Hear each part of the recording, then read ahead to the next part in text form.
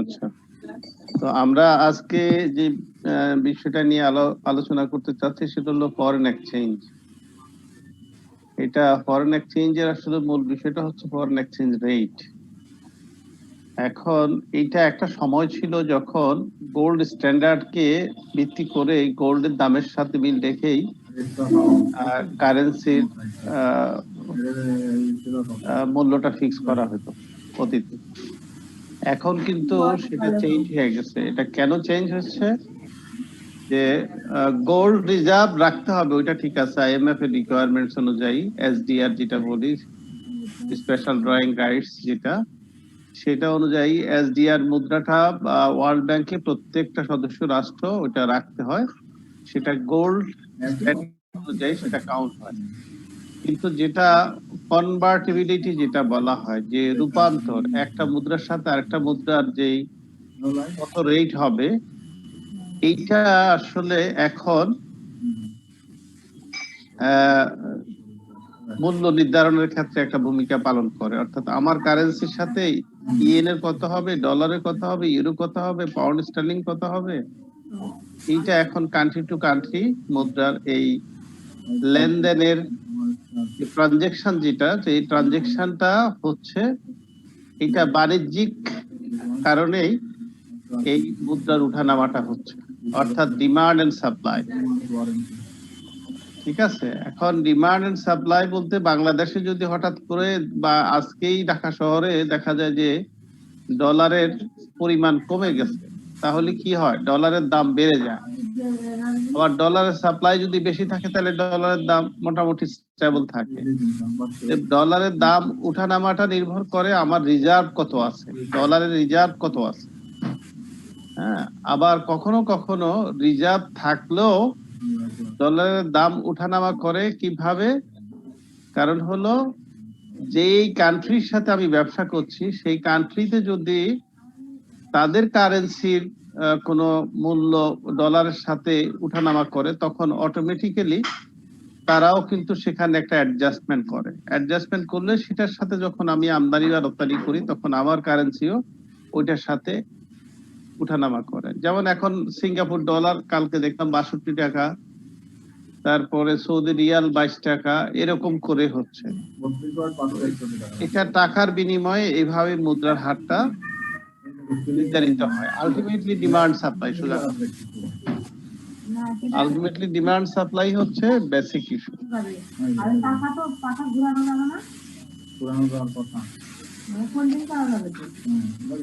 তারপরে হচ্ছে একটা কথা আছে যে বাস্কেট, একটা কান্ট্রি তার কারেন্সি বাস্কেট আছে, এটা বলা হয় যে a country can fix its currency to a basket of other currencies. এখন এই বাস্কেট বলতে আমরা কি বোঝাচ্ছি? হ্যাঁ, বাস্কেট বলতে আমরা বোঝাই যে ওয়ার্ল্ডের ডমিনেন্ট যে ইকোনমি গুলি আছে তাদের কারেন্সিটা ওই বাস্কেটের মধ্যে থাকে। এখন ডমিনেন্ট বলতে ইকোনমিক্যালি স্ট্রং, বাণিজ্যিক ভাবে যাদের প্রভাব বেশি, যাদের কারেন্সি ওয়ার্ল্ড ওয়াইড সার্কুলেটেড, যাদের সাথে বাণিজ্যিক সম্পর্ক পৃথিবীর অনেক দেশের, এইটার ভিত্তিতে এই বাস্কেটটা নির্ধারিত হয়। এখন এই বাস্কেটটা আসলে it's a kind of portfolio, অর্থাৎ এর মধ্যে যে অনেকগুলি ডিম রাখা হয়। এরকম যদি আমরা চিন্তা করি যে তাহলে কি সমস্যাটা হয়, যে ভাঙলে কিন্তু সবগুলি ডিম শেষ।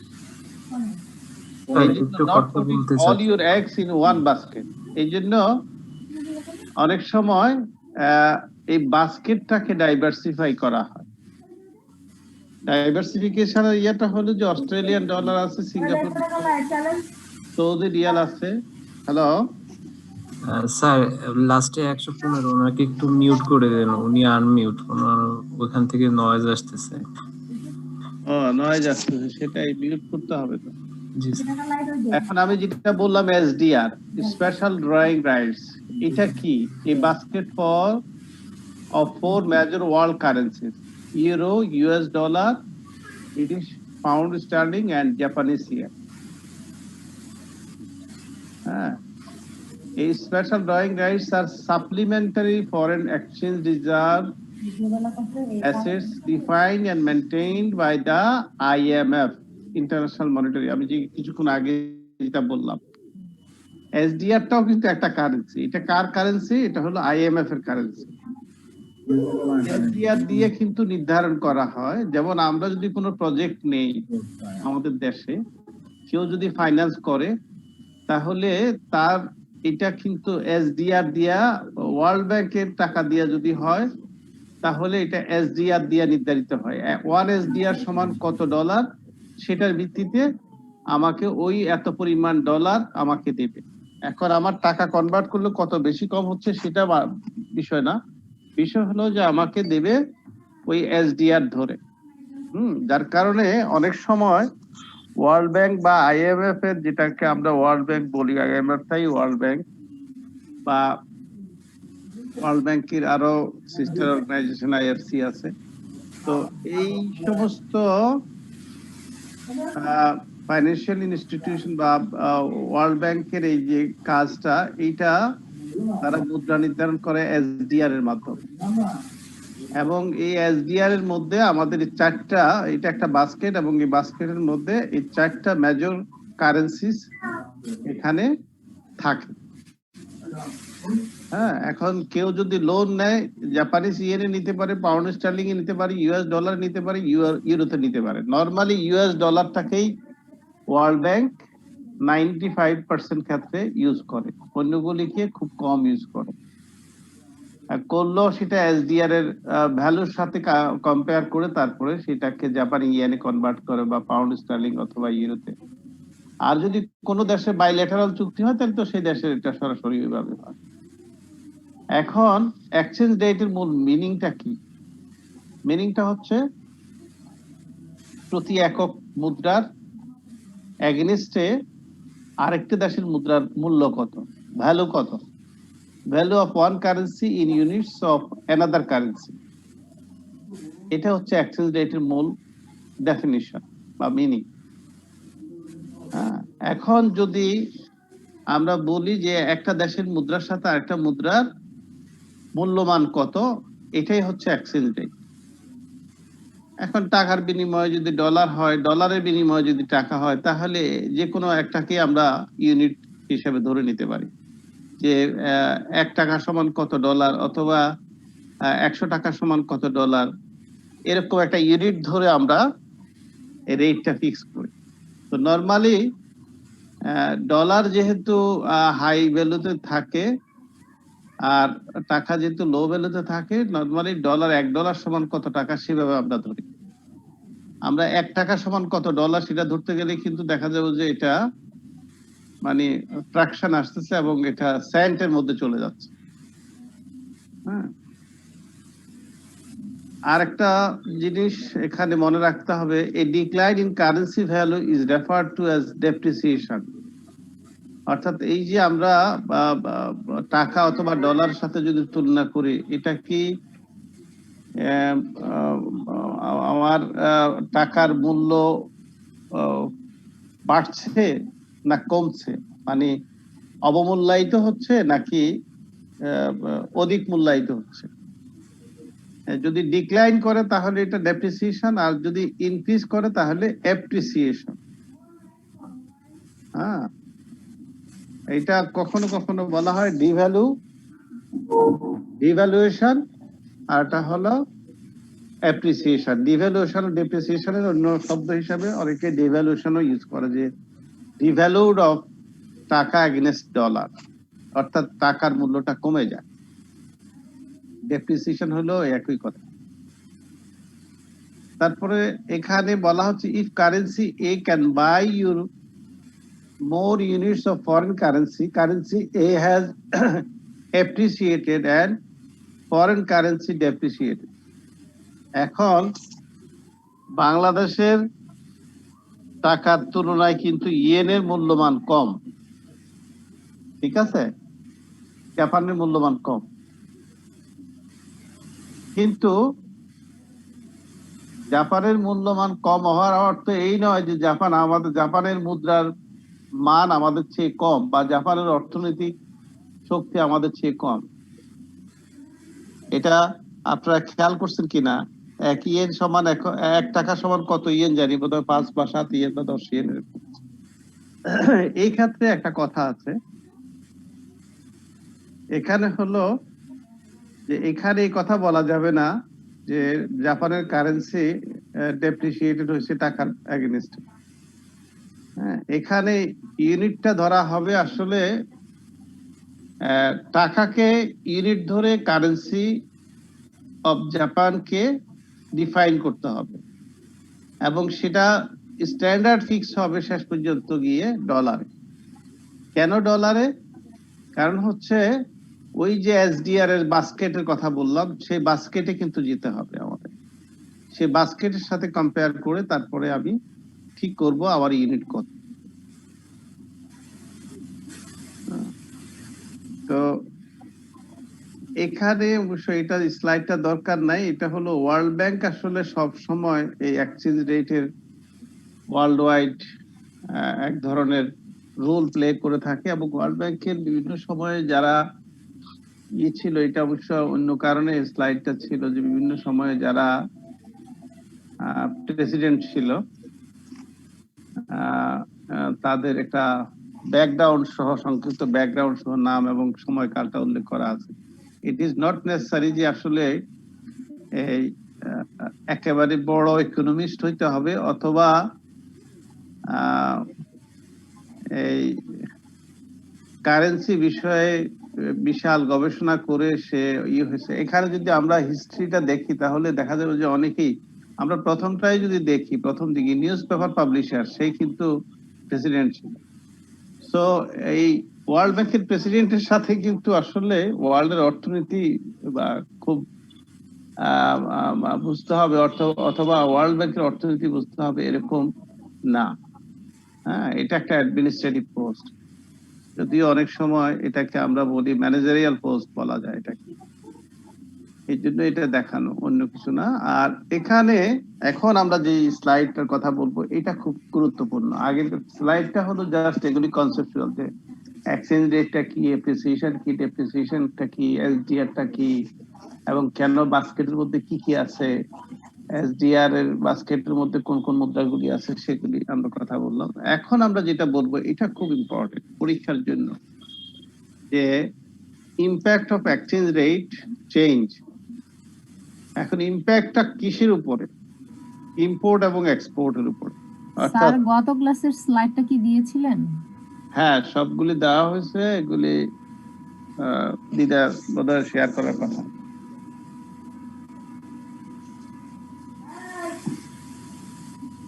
এখন কারেন্সি অ্যাপ্রিসিয়েশন, যে আমি কিছুক্ষণ আগে বললাম যে অ্যাপ্রিসিয়েশনটা হলো যে ইম্পোর্ট এক্সপোর্টের সাথে কানেক্টেড। আমি যদি কারেন্সি অ্যাপ্রিসিয়েশন হয়, অর্থাৎ আমার টাকার ভ্যালু যদি ডলারের চেয়ে কম্পারেটিভলি আস্তে আস্তে স্ট্রং হয়, অর্থাৎ আমি এখন $1 সমান যদি 80 টাকা হয়, যদি এটা 78 টাকা হয়ে যায়, অর্থাৎ 2 টাকা কমে যায়, তার মানে হলো আমার টাকা অ্যাপ্রিসিয়েট করছে, আমার টাকা অ্যাপ্রিসিয়েট করছে। ডলারের এগেইনস্টে টাকার মূল্য যদি 78 টাকা হয়, অর্থাৎ 78 আগে 80 টাকা দিয়ে যেখানে আমি আগে $1 কিনতে হতো, সেখানে যদি 2 টাকা কম খরচ দিয়ে আমি কিনতে পারি, তাহলে আমার টাকার মূল্য অ্যাপ্রিসিয়েট করবে। কথাটা কি বুঝতে পারছি? অর্থাৎ আমার কারেন্সিটা অন্য কারেন্সির এগেইনস্টে স্ট্রঙ্গার হবে যখন আমি কম টাকা দিয়ে ওই কারেন্সিটা কিনতে পারবো। তাইলে কি হবে? সেই ক্ষেত্রে যেটা হবে, যখন এক্সপোর্ট করব, এটা লেস কম্পিটিটিভ হবে। আর ইম্পোর্টের ক্ষেত্রে মোর অ্যাট্রাকটিভ হবে, কারণ এক্সপোর্ট করলে কি হবে, অর্থাৎ আমি যে টাকা দিয়ে ডলার পাবো এই ডলারটা কম্পিটিটিভ, মানে কম্পিটিটিভ বলতে আমি কোন দেশে তখন রপ্তানি করব, কোন রেটে করব, এটা এক্সপোর্টের ক্ষেত্রে তখন কিন্তু আমি যেই ডলার পাবো সেটা বাংলাদেশি টাকা কনভার্ট করলে কিন্তু আমার টাকার পরিমাণ কম হবে, হবে না?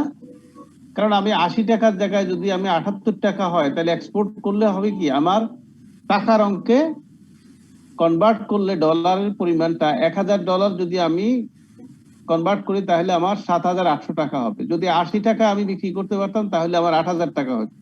তার মানে এখানে আমি 2000 টাকা বা 1200 টাকা আমি কম পাচ্ছি।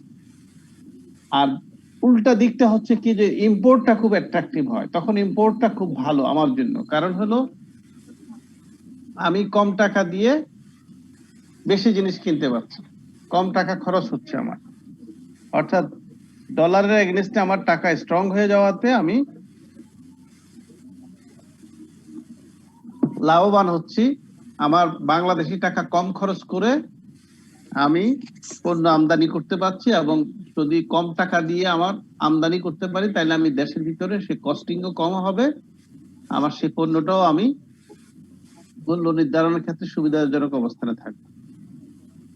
সো এখানে যদি প্রশ্ন আসে তাহলে এরকম যে টাকার মূল্য যদি স্ট্রং হয় তাহলে এক্সপোর্টটা সুবিধাজনক থাকে না, ইম্পোর্টটা সুবিধাজনক থাকে।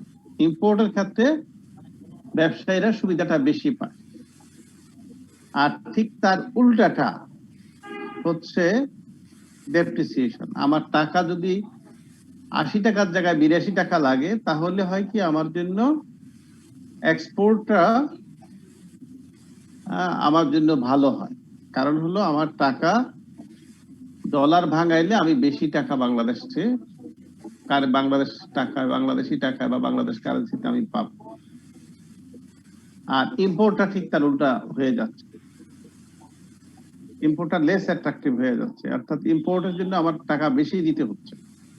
আগে আমি 80 টাকায় খুলতে পারতাম, এখন আমার 82 টাকা, অর্থাৎ প্রতি ডলারে 2 টাকা করে আরো বেশি দিয়ে এলসি খুলতে হচ্ছে। সো কারেন্সি এপ্রিসিয়েশন এবং ডেপ্রিসিয়েশনের ক্ষেত্রে মনে রাখতে হবে যে that is impact of exchange rate, এবং এইটা ইম্পোর্ট এবং এক্সপোর্টের ক্ষেত্রে একরকম, যখন ডেপ্রিসিয়েশন হয় তখন একরকম, আর যখন এপ্রিসিয়েশন হয় তখন আরেক রকম।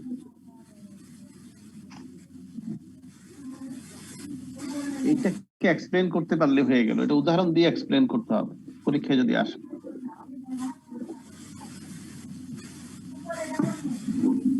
তারপর হচ্ছে ফরেন এক্সচেঞ্জ মার্কেট ইন্টারভেনশন। এটা কি জিনিস? এখানে আসলে কখনো কখনো গভর্নমেন্টকে এই ইম্পোর্ট এবং এক্সপোর্টকে এরকম যখন খারাপ অবস্থায় পড়ে, যখন আমাদের টাকাটা ডেপ্রিসিয়েট করে, আমাদের কারেন্সি যখন ডেপ্রিসিয়েট করে, তখন গভর্নমেন্টকে ইন্টারভেনশন দিতে হয়। গভর্নমেন্টের পলিসি মেকারদের পক্ষে বাংলাদেশ ব্যাংক তখন এই ইন্টারভেনশনটা দিয়ে থাকে। এটা কি? The official purchase and sale of currencies through central bank to influence the home exchange rate. অর্থাৎ দেশের ভিতরে যাতে করে 82 টাকা দিয়ে এলসি খুলতে না হয়, 80 টাকা দিয়ে যাতে সে এলসি খুলতে পারে, সেই জন্য সেন্ট্রাল ব্যাংকের মাধ্যমে ডলার কেনা হয়। ডলার কিনে হোম মার্কেটে যে ডিমান্ড সাপ্লাই সেটাকে নিউট্রালাইজ করা, এবং এটার উদ্দেশ্যটা কি? উদ্দেশ্যটা হলো to alter the demand for one, ওই যেটা বললাম ডিমান্ড সাপ্লাই, সোজা কথা, ডিমান্ড সাপ্লাই এর মধ্যে একটা ভারসাম্য, two alter the demand for one currency by changing the supply to another currency. তাহলে এখানে ইম্প্যাক্টের ক্ষেত্রে আমাদের মনে রাখতে হবে, পরীক্ষা আসলে উদাহরণ দিয়ে বলতে হবে যে এরকম টাকার এগেনস্টে ডলারের মূল্য এবং এটা লেস অ্যাট্রাকটিভ অথবা লেস কম্পিটিটিভ প্লাস গভর্নমেন্টের ইন্টারভেনশন, এগুলি মিলিয়ে কিন্তু উত্তরটা লিখতে হবে। এখন ফরেন কারেন্সি ডিমান্ডটা আমরা বোঝানোর জন্য এখানে চেষ্টা করব, কারেন্সি ডিমান্ড এবং সাপ্লাই। উত্তর না পারলে আমার কাছে আচ্ছা, ফরেন কারেন্সি ডিমান্ডটা কিভাবে তৈরি হয়?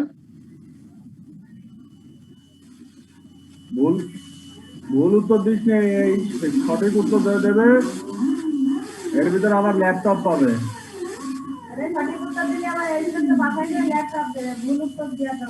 আচ্ছা, এখানে আমরা ফরেন কারেন্সি ডিমান্ডটা হলো derive from demand for foreign countries goods services and financial assets etcetera. আমি যেটা বললাম যে আসলে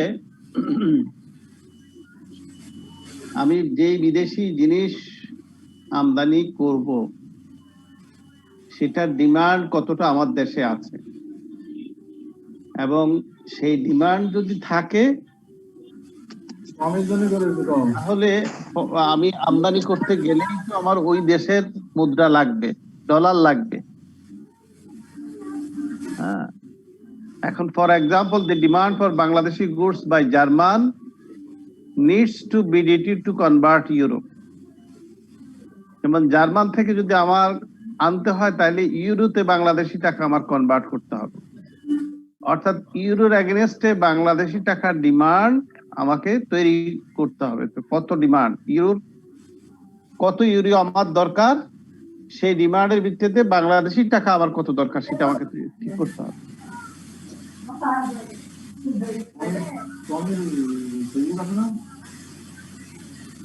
এবং এই যে খুব ইন্টারেস্টিং বিষয়টা কি, এখানে যারা ফরেন এক্সচেঞ্জটা ভালো বুঝে, যে সমস্ত ইম্পোর্ট এক্সপোর্ট কোম্পানিগুলি, যারা যে সমস্ত কর্পোরেট হাউস গুলি ইম্পোর্ট এক্সপোর্ট করে থাকে, এখানে ভালো কস্ট অ্যাকাউন্টেন্ট বা ভালো অ্যাকাউন্টেন্ট যারা আছে, তারা যদি এই ফরেন এক্সচেঞ্জটা ভালো বুঝে, তাহলে এই 0.02 বা 0.3, 0.4, 0.5 এরকম পয়সার ব্যবধানও কিন্তু অনেক কয়েক লক্ষ টাকার ব্যবধান হয়ে যায়, এবং এখানে কিন্তু অনেকেই কিন্তু লুজার হয়ে যায়। লুজার হয়ে যায় মানে তার লাভটা এখানে চলে যায়, এটা বুঝতে না পারলে। এই জন্য এই জিনিসগুলি খুব গুরুত্বপূর্ণ। হ্যাঁ, অনেকেই কাজ করে কিন্তু অনেকেই ভ্যাট ট্যাক্স বুঝে না, আবার হলো ফরেন এক্সচেঞ্জটা বুঝে না। এই দুইটা জিনিস খুব গুরুত্বপূর্ণ। এমনি তো অ্যাকাউন্টিং আসলে সফটওয়্যার বেসড, কিন্তু এই দুইটা জিনিস হলো এত চেঞ্জেবল এবং এত ক্রিটিক্যাল, যদি কেউ না বুঝে তাহলে সেই কস্ট অ্যাকাউন্টেন্ট বা সিএফও বা চার্টার অ্যাকাউন্টেন্ট সে কিন্তু কোম্পানিকে খুব ভালো জায়গায় নিতে পারে না। এই জন্য বেতনও অনেক পার্থক্য হয়ে যায়। যেই লোকটা ভালো কাজ করে সে তার কিন্তু একটা সুনাম ছড়ায় যায় মার্কেটে, যে অমুক একটা মানে সিএমএ আছে অথবা সিএ আছে, সে কিন্তু এই জিনিসগুলি ভালো বুঝে, তাকে হায়ার করে না, তারা আরো দরকার হয় 1 লাখ টাকা বেতন বা 2 লাখ টাকা বেতন বেশি দিয়ে নিয়ে আসে। হ্যাঁ, আমাদেরই মধ্যে আছে এখন অনেকে 8-10 লাখ টাকা 15 লাখ টাকা বেতন পায় এই সমস্ত কারণে। এখন সাপ্লাইটা কি? সাপ্লাইটাও ঠিক একই রকম, derived from the foreign countries demand for local goods. আমার দেশের জিনিস তারা কতটা ডিমান্ড করে, হ্যাঁ, এইটার উপরে আমার সাপ্লাইটা নির্ভর করে। এখানে আরেকটা আছে, foreign country must convert their currency to purchase. একটা উদাহরণ দেওয়া হয়েছে, German demand for Bangladeshi goods means German convert euro to BDT. উপরেরটা ছিল বিডিটি টু ইউরো, আর এখানে হলো euro to BDT in order to buy. সুতরাং জার্মান যদি আমার কাছ থেকে পণ্য কিনতে চায় তাহলে জার্মানের বাংলাদেশি টাকার সাপ্লাই ইউরোর সাথে কনভার্ট করে নির্ধারণ করে যে কত টাকা দিতে হবে। আরেকটা হলো ফিক্সড এক্সচেঞ্জ রেট। এটা হলো আসলে এইটা এখন মার্কেট ইকোনমির যুগে নরমালি খুব কম দেশেই এটা আছে যে official to maintaining taxes rate at specific level. এটা কিন্তু খুব কম দেশে আছে, কারণ হলো যে এটা ইকোনমির জন্য ভালো না।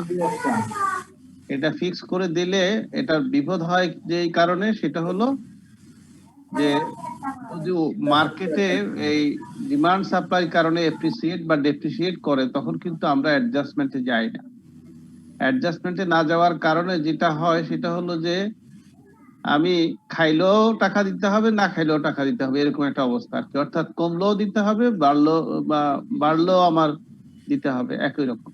তো কমে গেলে তো আমার টাকা যদি স্ট্রং হয় তাহলে তো আমার কম টাকা দিয়ে আমি বেশি জিনিস কিনতে পারবো জার্মান থেকে। কিন্তু আমি যদি এটা না করি, মানে ফ্লাকচুয়েটিং বা ফ্লোটিং এক্সচেঞ্জ রেট যদি না করি, তাহলে আমার জন্য সমস্যা। এই জন্য নেক্সট যেটা আছে যে ফ্লোটিং এক্সচেঞ্জ রেট, এটা কি? যে no intervention from bankers or governments, market determine the price of the currency. এখানে বলা যে বাজার ঠিক করে নিবে যে আমার ডিমান্ড সাপ্লাই অনুযায়ী।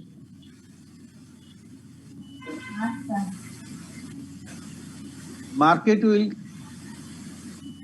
decide how much the demand and supply of my currency to the other country or other currency to my country. এখন এই যে ফ্লোটিং এক্সচেঞ্জ রেট যেটা, এটা কিন্তু দুই রকম। একটাকে বলা হয় ক্লিন ফ্লোট, আর একটা হচ্ছে dirty float dirty one. Dirty ফ্লোটটা হচ্ছে যে government does not peg the currency but tries from time to time to influence the rate by buying or selling in the currency market. এটা আসলে dirty ফ্লোটটা আমাদের মতো দুর্বল অর্থনৈতিক দেশগুলিকে গ্রহণ করতেই হয়। এটা কেন করতে হয়? কারণ কোন সময় সরকার কারেন্সি বেচা কেনা করতে হয়। কারণ হলো আমার দেশের ইম্পোর্টার বা এক্সপোর্টাররা ওয়ার্ল্ড কম্পিটিটিভ মার্কেটে যে পণ্যের বেচা কেনা করে, আমার দেশের মানুষের পারচেজিং পাওয়ার যখন কম থাকে, ইনকাম লেভেল কম থাকে, তখন পণ্যের দাম বেশি মাত্রায় উঠানামা হয়ে গেলে তখন তাদের জন্য বিপদ হয়ে যায়। কারণ ওয়ার্ল্ড ট্রেন্ডটাই হচ্ছে, আমরা গতকালকে স্লাইডে দেখেছি যে সব পণ্যের দাম এবারে যে প্রতি 5 বছরে দেখা গেছে যে 10-11% বেড়ে যাচ্ছে। সুতরাং সেই হারে যদি আমাদের ইনকাম না বাড়ে, তাহলে আমাদের অ্যাফোর্ড করার ক্ষমতা কমে যাবে। সেই জন্য আমাদের মতো দেশগুলিতে এই ইন্টারভেনশনটা দিয়ে থাকে। এখানে একটা কথা আছে, when to change the rate. এই যে গভর্নমেন্ট ইন্টারভেনশন দেয়, কখন এই ইন্টারভেনশনটা দিতে? Why might a government want to change the exchange value of its currency? এটা করা হয় এই জন্য to promote, for example, greater export volume. অর্থাৎ যাতে এক্সপোর্টাররা উৎসাহিত হয়। এক্সপোর্ট করার সময় যদি দেখা যায় যে সে যে পরিমাণ এই দেশে খরচ করে এটা উৎপাদন করলো, এটা বিদেশে রপ্তানি করার পরে যেই ডলার সে পাইলো তার বিনিময়ে, সেই ডলার যদি কনভার্ট করে দেখা যায় যে তার উৎপাদন খরচের সমান তার বিক্রি মূল্য অথবা তার চেয়ে মার্জিনালি কম, তাহলে কিন্তু সে হতাশ হয়ে যায়। সে কিন্তু আর করতে চায় না। যেরকম বাংলাদেশে বলা হয় যে কৃষকরা ন্যায্য মূল্য না পাইলে সেই পণ্য উৎপাদন, রপ্তানিকারকদের ক্ষেত্রে একই রকম। তাদেরকে উৎসাহিত করার জন্য বা রপ্তানিকে প্রমোট করার জন্য এটা গভর্নমেন্ট করে থাকে। স্যার আপনার কথা শোনা যাচ্ছে না, নয়েজ হচ্ছে। কেউ কথা বলছে না? কে নয়েজ হচ্ছে কেন? আমি কি তাহলে একজন কথা বলছে, সবাইকে মিউট করে দেন। একটু মিউট করে দেন স্যার, আপনি মিউট করে দেন সবাইকে। আচ্ছা দেখি, আমি মিউট করতে হবে বোধহয়। এখন এরকম করলে তো মুশকিল।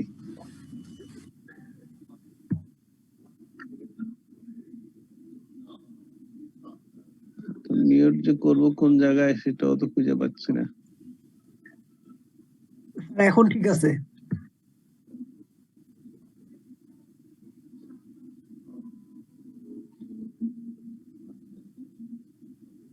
একজনের কথা না বললে তো আবার বুঝতে পারি না যে কি আছে না আছে। তোমরা কি স্যার আছো কিনা রেসপন্স আমার করার সাথে? সময় স্যার আমরা আনমিউট করে নেব আর স্যার। আমরা আছি। আচ্ছা, এখন প্যাগিং একটা কথা আছে। প্যাগিং মানে হচ্ছে যে এটা আসলে এক্সচেঞ্জ রেটটাকে আটক করে দেওয়া।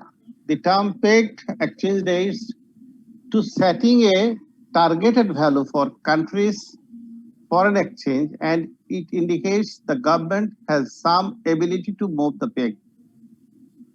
অর্থাৎ যদি গভর্নমেন্টের এবিলিটি থাকে, এবিলিটি না থাকলে কিন্তু আবার যেটা বলা হয় যে আমি করে দিলাম, ফিক্স করে দিলাম, অথবা এটাকে স্থির করে দিলাম, কিন্তু সেক্ষেত্রে যদি আমরা টার্গেট ভ্যালুটাকে ধরে রাখতে না পারি ফরেন এক্সচেঞ্জ রেটের সাথে, তাহলে কিন্তু আবার বিপদ আছে।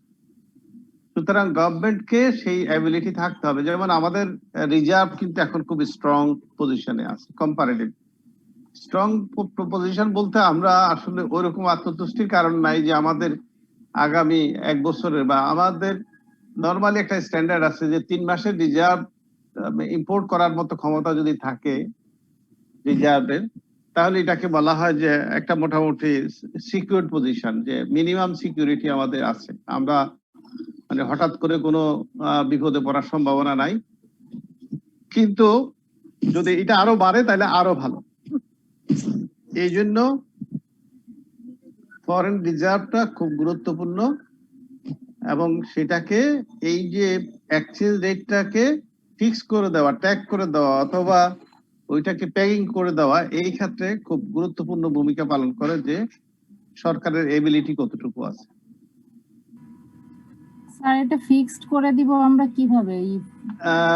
এইটা তো এই যে এখন যেরকম অনেক সময় ডলারের মূল্য ওঠানামা করে, তো ডলার তখন কি করে, গভর্নমেন্ট ওই যে রিজার্ভ থেকে কিছু টাকা ব্যাংকগুলিতে ছেড়ে দেয়। ছেড়ে দিলে হয় কি, ব্যাংকে যে শর্টেজ থাকে বা ডিমান্ড বেশি থাকে, সাপ্লাই কম থাকে, তখন কিন্তু সাপ্লাই বেড়ে গেলে ওই যে ডলার যারা বিদেশে যায় অথবা স্যার এটা কি রেটটা ফিক্সড করে থাকে?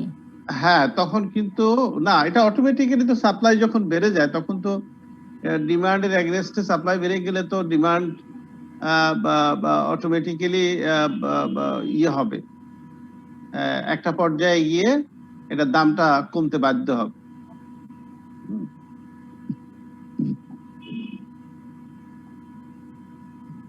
এখানে সে কথাটাই বলা হয়েছে, government attempts to keep the value fixed for relatively long period time to reduce trade uncertainties, যাতে করে এই যে আমি যেটা বললাম যে আমাদের রিজার্ভ আছে 3 মাসের, আমার যদি 6 মাসের রিজার্ভ থাকে, তাহলে গভর্নমেন্ট আরো স্ট্রং পজিশনে যেতে পারে। গভর্নমেন্ট তখন আরো এই প্যাকিংটাকে আরো ইজিলি, মানে ডিমান্ড সাপ্লাইকে নিউট্রালাইজ করার জন্য তখন মার্কেটে আরো বেশি পরিমাণ করতে পারে, এবং রেটটা তখন আর ফ্লাকচুয়েট করে না, ওঠানামা করে না। কিন্তু যেহেতু আমাদের এখন পর্যন্ত 3 মাসের বেশি আমরা আসলে এই যে যদিও বলি যে মাঝে মাঝে আমাদের এখন সর্বোচ্চ পর্যায়ে আছে বা আমরা হাইয়েস্ট লেভেলে পৌঁছে গেছি, কিন্তু এটার অর্থ এই নয় যে আমরা একেবারেই এমন একটা শক্তিশালী অবস্থানে আছি যে আগামী 6 মাস 1 বছরে আমার এই রপ্তানি আমদানির জন্য যে পরিমাণ টাকার দরকার সেটা নিশ্চিত করা আছে, এরকম না। আমরা 3 মাস পর্যন্ত, এখন পর্যন্ত 3 মাস বা 4 মাস এরকম সময়ের জন্য আমরা কিন্তু থাকি। কিন্তু এইটাও অনেক সময় যে যদি কোনো কারণে কোনো দেশের সাথে আমাদের, এখন তো হয়তো যুদ্ধ কম হয়, কিন্তু কোনো কারণে যদি স্যাংশনে পড়ে যায়, অথবা ওই দেশের সাথে যদি অন্য কারণে স্যাংশন মানে থাকে, যেমন ইরানের বিরুদ্ধে স্যাংশন থাকলো, ইরান ইচ্ছা করলো রিজার্ভ থাকলে কি হবে, সে কিন্তু কিনতে পারছে না অনেক দেশ থেকে। নানান ভাবে তারা বিভিন্ন পন্থা অবলম্বন করে পণ্য অন্য দেশ থেকে নিয়ে আসে। এখন এই যে প্যাকিংটা করা, এটাও কিন্তু অ্যাডজাস্টেবল। এটা অ্যাডজাস্ট কিভাবে করা হয়? What is adjustable packing? The government may change the pegging rate if a substantial disequilibrium, এখানে শব্দটা হচ্ছে ইকুইলিব্রিয়াম না, ডিসইকুইলিব্রিয়াম, অর্থাৎ ইকুইলিব্রিয়াম পজিশনে নাই। হ্যাঁ, অর্থাৎ ডিমান্ড এবং সাপ্লাই ইকুইলিব্রিয়াম লেভেলের ডিজায়ার্ড ভ্যালু নিয়ে যদি না থাকে তখন কিন্তু গভর্নমেন্ট অ্যাডজাস্ট করতে হয়। হ্যাঁ, এটা খুব বেশি দরকার নাই আমাদের, সেই জন্য এটা নিয়ে এইটাও আমাদের দরকার নাই, এইগুলি আমরা স্কিপ করতে পারি। আচ্ছা, এক্সচেঞ্জ রেট ইকুইলিব্রিয়াম। এখন এই যে এক্সচেঞ্জ রেট ডিটারমিনেশনের যে বেসিক্স গুলি, অর্থাৎ আসলে মূল বিষয়গুলি কি কি, মূল ধারণাটা কিভাবে এক্সচেঞ্জ রেটটাকে নির্ধারিত হওয়ার জন্য কি কি দরকার। প্রথম হলো যে এটা এক্সচেঞ্জ রেটটা ইকুইলিব্রিয়াম পয়েন্টে গিয়ে স্থির হয়। এইটার forces of demand and supply এখানে কাজ করে। তারপরে হচ্ছে demand for foreign currency negatively related to the price of the foreign currency, অর্থাৎ negatively related demand for foreign currency. Supply of foreign currency positively related to the price of foreign currency. ওই যে appreciation ডেপ্রিসিয়েশনের কথা বললাম যেটা, সেটাই এই জায়গাটা আসছে, অর্থাৎ ইনডাইরেক্টলি এখানে ডিমান্ড এবং সাপ্লাইয়ের কথা বলা। তারপরে বলা হচ্ছে demand and supply together determine the exchange rate. and three major school of thoughts, এখানে তিনটা মানে পদ্ধতিতে এই এক্সচেঞ্জ রেটটা নির্ধারিত হয়। একটা হচ্ছে প্যারিটি কন্ডিশনস, আর হচ্ছে ব্যালেন্স অফ পেমেন্ট, আর হলো asset market approach. Asset market বলতে আসলে স্টক মার্কেট বা ওই যে এক দেশ থেকে আরেক দেশে যে সমস্ত কমোডিটি গুলি ওয়ার্ল্ড ওয়াইড মোবিলিটি আছে সেটা। এটা আমরা ফাইন্যান্সিয়াল অ্যাসেট নিয়ে যখন কথা বলবো তখন আমরা উদাহরণ করে দেখব। আর প্যারিটি কন্ডিশনটা কি? আসতেছি, আমরা ওই জায়গাগুলিতে যাব। এখন বলা হচ্ছে যে এই তিনটা অ্যাপ্রোচের মধ্যে বা তিনটা পদ্ধতির মধ্যে কোনটা ভালো বা কোনটা খারাপ, এটা আসলে ভেরি ডিফিকাল্ট টু সে, কারণ এগুলি আসলে কোনো মানে একটার সাথে আরেকটার কোনো কম্পিটিশন নাই। একটা থিওরি যে এই থিওরিটা অ্যাপ্লাই করলে ওই থিওরিটা কার্যকর হবে না, বা ওই থিওরির সাথে এই থিওরির এই কারণে কম্পিটিটিভ একটা ডিফারেন্স আছে, এরকম না। এগুলি একটা আরেকটার কমপ্লিমেন্টারি, অর্থাৎ একটা আরেকটাকে কমপ্লিমেন্ট করে। হ্যাঁ, কমপ্লিমেন্টারি। এখন এই যে তিনটা থিওরির কথা বললাম কিভাবে কমপ্লিমেন্টারি, যে আমরা এখানে দেখানোর চেষ্টা করেছি যে একটা হচ্ছে প্যারিটি কন্ডিশনস। প্যারিটি কন্ডিশনসটা কি? এটার মধ্যে চারটা ক্যারেক্টারিস্টিক্স আছে। একটা হলো relatively inflation rates, relative inflation rates, relative interest rates, forward exchange rates and interest rate যে উঠানামা করে যেটাকে বলা হয় প্যারিটি। এই চারটা জিনিসকে কনসিডার করেই কিন্তু এই কন্ডিশনসটাকে ডিফাইন করে, অর্থাৎ কোন দেশের ইনফ্লেশন রেট কত, এখানে ইন্টারেস্ট রেট কত, তারপরে এখানে এক্সচেঞ্জ রেট মানে সম্মুখে মানে ফরওয়ার্ড এক্সচেঞ্জ রেট বলতে আমরা যেটা বলি যে আমার সাপ্লাই সাইড এক্সচেঞ্জ রেটটা কিরকম, আর ইন্টারেস্ট রেটটা চেঞ্জ হচ্ছে কিন্তু এইটার একটা বিউটি আছে। এই প্যারিটি শব্দের অর্থ এরকম আরেকটা, এটাকে বলা যায় যে এই কাইন্ড অফ বিউটি। বিউটিটা কি? যে ইন্টারেস্ট রেটটা খুব ইন্টারেস্টিং। এটা ইন্টারন্যাশনাল মনিটারি ফাইন্যান্সিয়াল অর্গানাইজেশন আমাদের দেশে কাজ করে, তারাও ফাইন্যান্স করে, তারাও একটা ইন্টারেস্ট রেট ইম্পোজ করে। আমার দেশের ভিতরে লোকাল কিন্তু মার্চেন্ট ব্যাংক, নন মার্চেন্ট ব্যাংক, কমার্শিয়াল ব্যাংক, তারপরে এরকম আর্থিক প্রতিষ্ঠান আছে, তারাও কিন্তু ইন্টারেস্ট রেটটা নিয়ে উঠানামার ক্ষেত্রে তারা ভূমিকা রাখে। তো সেই জায়গাটায় যেমন আমাদের দেশে এখন ইন্টারেস্ট রেট গভর্নমেন্ট ফিক্স করে দিয়েছে, কিন্তু মার্চেন্ট ব্যাংকগুলি বা নন ফাইন্যান্সিয়াল ইনস্টিটিউশন গুলি তাদের ইন্টারেস্ট রেটটা কিছুটা ইয়ে রাখছে, মানে লিভার লিবারালাইজ করে রাখছে, তারা মোটামুটি 10% 11% দেয়, আর সরকারি ব্যাংকগুলি বা শিডিউল ব্যাংকগুলি 6% 7%-এর বেশি যেতে পারে না। তো এইটা হলো ব্যবসা বাণিজ্য করার জন্য বা ল্যান্ডিং সুবিধা দিয়ে ইনভেস্টমেন্টটাকে বুস্ট করার জন্য, ইনভেস্টমেন্টটাকে উৎসাহিত করার জন্য এই ইন্টারেস্ট রেট প্যারিটিটাকে কাজে লাগানো হয়। এবং অ্যাসেট মার্কেট, এখানে যেটা বললাম যে এখানেও কিন্তু ইন্টারেস্ট রেট, এখানে রিয়েল ইন্টারেস্ট রেটটা কাউন্ট করা হয়। এখানে ইকোনমিক গ্রোথের প্রসপেক্টটা কিরকম আছে একটা দেশে সেটা কাউন্ট করা হয়। এখানে সাপ্লাই ডিমান্ড অফ অ্যাসেটস কিরকম সেটা কনসিডারেশন আনা হয়। এখানে আউটলুক ফর পলিটিক্যাল স্টেবিলিটি, যে রাজনৈতিক স্থিতিশীলতাটা কিরকম কাজ করছে, স্পেকুলেশন এন্ড লিকুইডিটি, এখানে ভবিষ্যতে আসলে ইন্টারেস্ট রেট বা ফরেন এক্সচেঞ্জ রেট কতটা বাড়বে কমবে, এবং সেই সাথে ব্যাংকের আসলে যে লিকুইডিটি কন্ডিশন, অর্থাৎ ব্যাংক ল্যান্ডিং অথরিটি হিসাবে কাজ করে এবং সেভিংস অথরিটি হিসাবেও কাজ করে।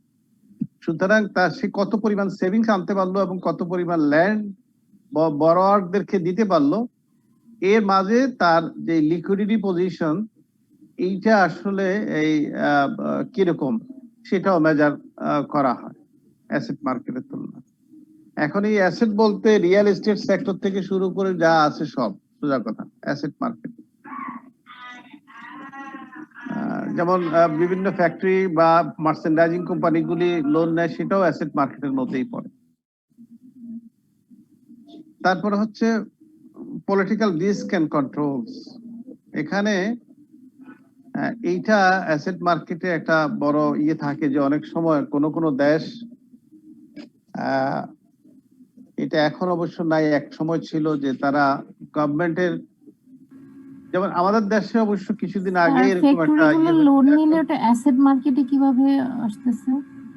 যেমন গভর্নমেন্টের যে সমস্ত কর্পোরেশন গুলি আছে, বলছে যে কর্পোরেশনের অনেক টাকা ব্যাংকে অলস পড়ে আছে, রিজার্ভ ফান্ড এফডিআর করে রাখছে, এই টাকাগুলি গভর্নমেন্ট নিয়ে বাজেটের মধ্যে ঢুকাবে এবং বাজেটে খরচ করবে। তো এইটা পলিটিক্যাল ডিসিশন। হ্যাঁ, এখানে রিস্ক ফ্যাক্টর আছে এবং এখানে কন্ট্রোল মেকানিজম আছে। এই কন্ট্রোলটা যদি থাকে, কখনো কখনো কিন্তু অটোনোমাস বডিজ অথবা এরা কিন্তু বিপদে পড়ে যেতে পারে, কারণ দে আর অলসো এখন জুট মিল কর্পোরেশন, বিটিএমসি, যেমন এখন জুট মিলের যে অবস্থাটা হচ্ছে, বা বিটিএমসি অথবা বিসিআইসি অথবা এরকম যে সমস্ত কর্পোরেশন, বিএডিসি, তারপরে বাফেক্স, এরকম সরকারি যে সমস্ত সংস্থাগুলি আছে, এরা কিন্তু বাফেক্স এর অ্যাসেট মার্কেটের মধ্যে, যেমন গ্যাস ক্ষেত্র, এটাও কিন্তু একটা অ্যাসেট মার্কেটের মধ্যে পড়ে। তো এই সমস্ত জায়গাগুলিতে পলিটিক্যাল যে সমস্ত ডিসিশন গুলি, সেগুলি অনেক সময় রিস্ক তৈরি করে এবং এই পলিটিক্যাল কন্ট্রোলটা অনেক সময় এখানে কাজ করলে এই এক্সচেঞ্জ রেটের উপরে সেটার প্রভাব পড়ে। তারপর হচ্ছে ব্যালেন্স অফ পেমেন্টস, যেটা সবচেয়ে বেশি গুরুত্বপূর্ণ, এটাকে বেশি ব্যবহৃত হয় আর কি, মানে নরমালি এক্সচেঞ্জ রেট নির্ধারণের জন্য। এটা হলো কারেন্ট অ্যাকাউন্ট ব্যালেন্স। এখন কারেন্ট অ্যাকাউন্ট ব্যালেন্সটা কি? বাংলাদেশ গভর্নমেন্টের ইম্পোর্ট এবং এক্সপোর্টের যে ডিফারেন্সটা, অর্থাৎ আমি কত ইম্পোর্ট করলাম কত এক্সপোর্ট করলাম, আমার এখানে এই ইম্পোর্ট এক্সপোর্টের ডিফারেন্সের মধ্যে আমার এই কারেন্ট অ্যাকাউন্টের ব্যালেন্সটা কত, কোন পর্যায়ে আছে, আমি কি নেগেটিভ, নেগেটিভ হলে কতটুকু নেগেটিভ, অথবা নরমালি তো আমাদের এখানে ব্যালেন্স অফ পেমেন্ট সবসময় আনফেভারেবল থাকে, মানে আমাদের ইম্পোর্টের পরিমাণ এক্সপোর্ট থেকে বেশি থাকে। তারপরে হচ্ছে ইনভেস্টমেন্ট, পোর্টফোলিও ইনভেস্টমেন্ট। এখানে আমরা যে ইনভেস্টমেন্টটা করি, যে আমাদের সেক্টরাল ইনভেস্টমেন্ট হয়, বাংলাদেশে তো বিভিন্ন সেক্টর আছে, মোটামুটি আমাদের যে ইন্ডাস্ট্রিয়াল সেক্টরগুলি, এটা 34 সেক্টর আছে। এখন এই যে কোন জায়গায় কি পরিমাণ ইনভেস্টমেন্ট হলো, এবং সেই ইনভেস্টমেন্টটা আসলে ব্যালেন্স অফ পেমেন্টের সাথে লিঙ্কড এইভাবে যে ওই ইনভেস্টমেন্টের সেক্টরগুলি, ইন্ডাস্ট্রিয়াল সেক্টরগুলিতে ইম্পোর্ট এবং এক্সপোর্টের লিঙ্কটা কিরকম। হ্যাঁ, এবং সেখানে একটা ওয়ার্ল্ডের একটা নর্মস আছে যে আমি কোন কোন খাতে বেশি ইনভেস্টমেন্ট করব, কোন কোন খাতে কম ইনভেস্টমেন্ট করব। এক্সপোর্ট ওরিয়েন্টেড ইন্ডাস্ট্রিগুলি যেগুলি, সেখানে আমার ইনভেস্টমেন্ট যদি বেশি হয় তাহলে এটা আমার জন্য ভালো। কারণ হলো ইম্পোর্ট হচ্ছে আমার এক্সপোর্ট ওরিয়েন্টেড ইন্ডাস্ট্রি যদি আমার দেশে বেশি হয় তাহলে আমি ফরেন কারেন্সি বেশি আনতে পারবো। যেমন আরএনজি কে এখন বলা হয় যে প্রমিজিং সেক্টর, এবং আরএনজি খুব ভালো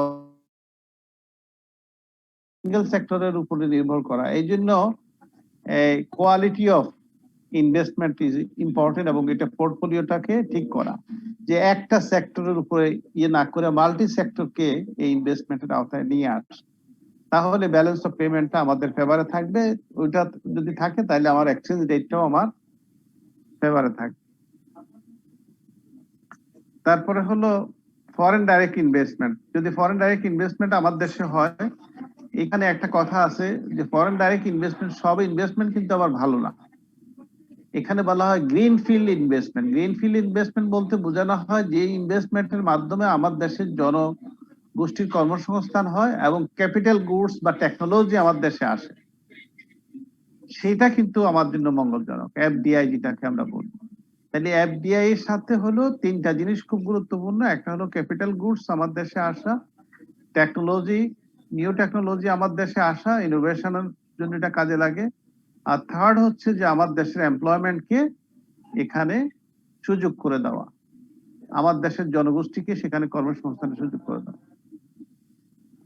আর একটা হলো এক্সচেঞ্জ রেট রিজিমস। আমি যে এক্সচেঞ্জ রেটের যে অ্যাডমিনিস্ট্রেশন ম্যানেজমেন্ট আমার বাংলাদেশ ব্যাংক আমাদের সরকারের পক্ষে করে থাকে, এটা কতটা সাকসেসফুলি আমি করতে পারছি, এটার ওই যে কিছুক্ষণ আগে যেটা বললাম ফ্লোটিং এক্সচেঞ্জ রেট হবে না ফিক্সড হবে, আর প্যাকিং করলে আমি কিভাবে করব, আমার রিজার্ভটা ঠিক রাখতে হবে, আবার মার্কেটে যদি সাপ্লাই ডিমান্ডের ইমব্যালেন্স হয় তাহলে সেটাকেও আবার অ্যাড্রেস করতে হবে।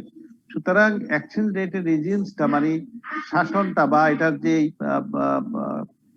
যে এলাকাটা, এটাকে ধরে রাখা, অর্থাৎ এখানে management, administration and control of দা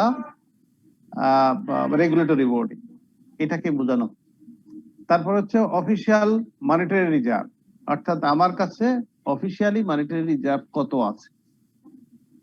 এইটা অনেক দেশেই আবার ট্রান্সপারেন্ট থাকে না, কোন কোন দেশে আবার ট্রান্সপারেন্ট থাকে। ইনফ্যাক্ট আমরা যদি এখন শুনি যে আমাদের 3 মাসের আছে, 4 মাসের আছে, এটা তো আমরা কেউ অন্য কোনো ভাবে আমাদের এই প্রমাণ নেওয়ার মতো কোনো সুযোগ নাই, গভর্নমেন্ট যা বলবে তাই শুনতে হবে। তো নরমালি ফরেন কান্ট্রিগুলি তাদের কিন্তু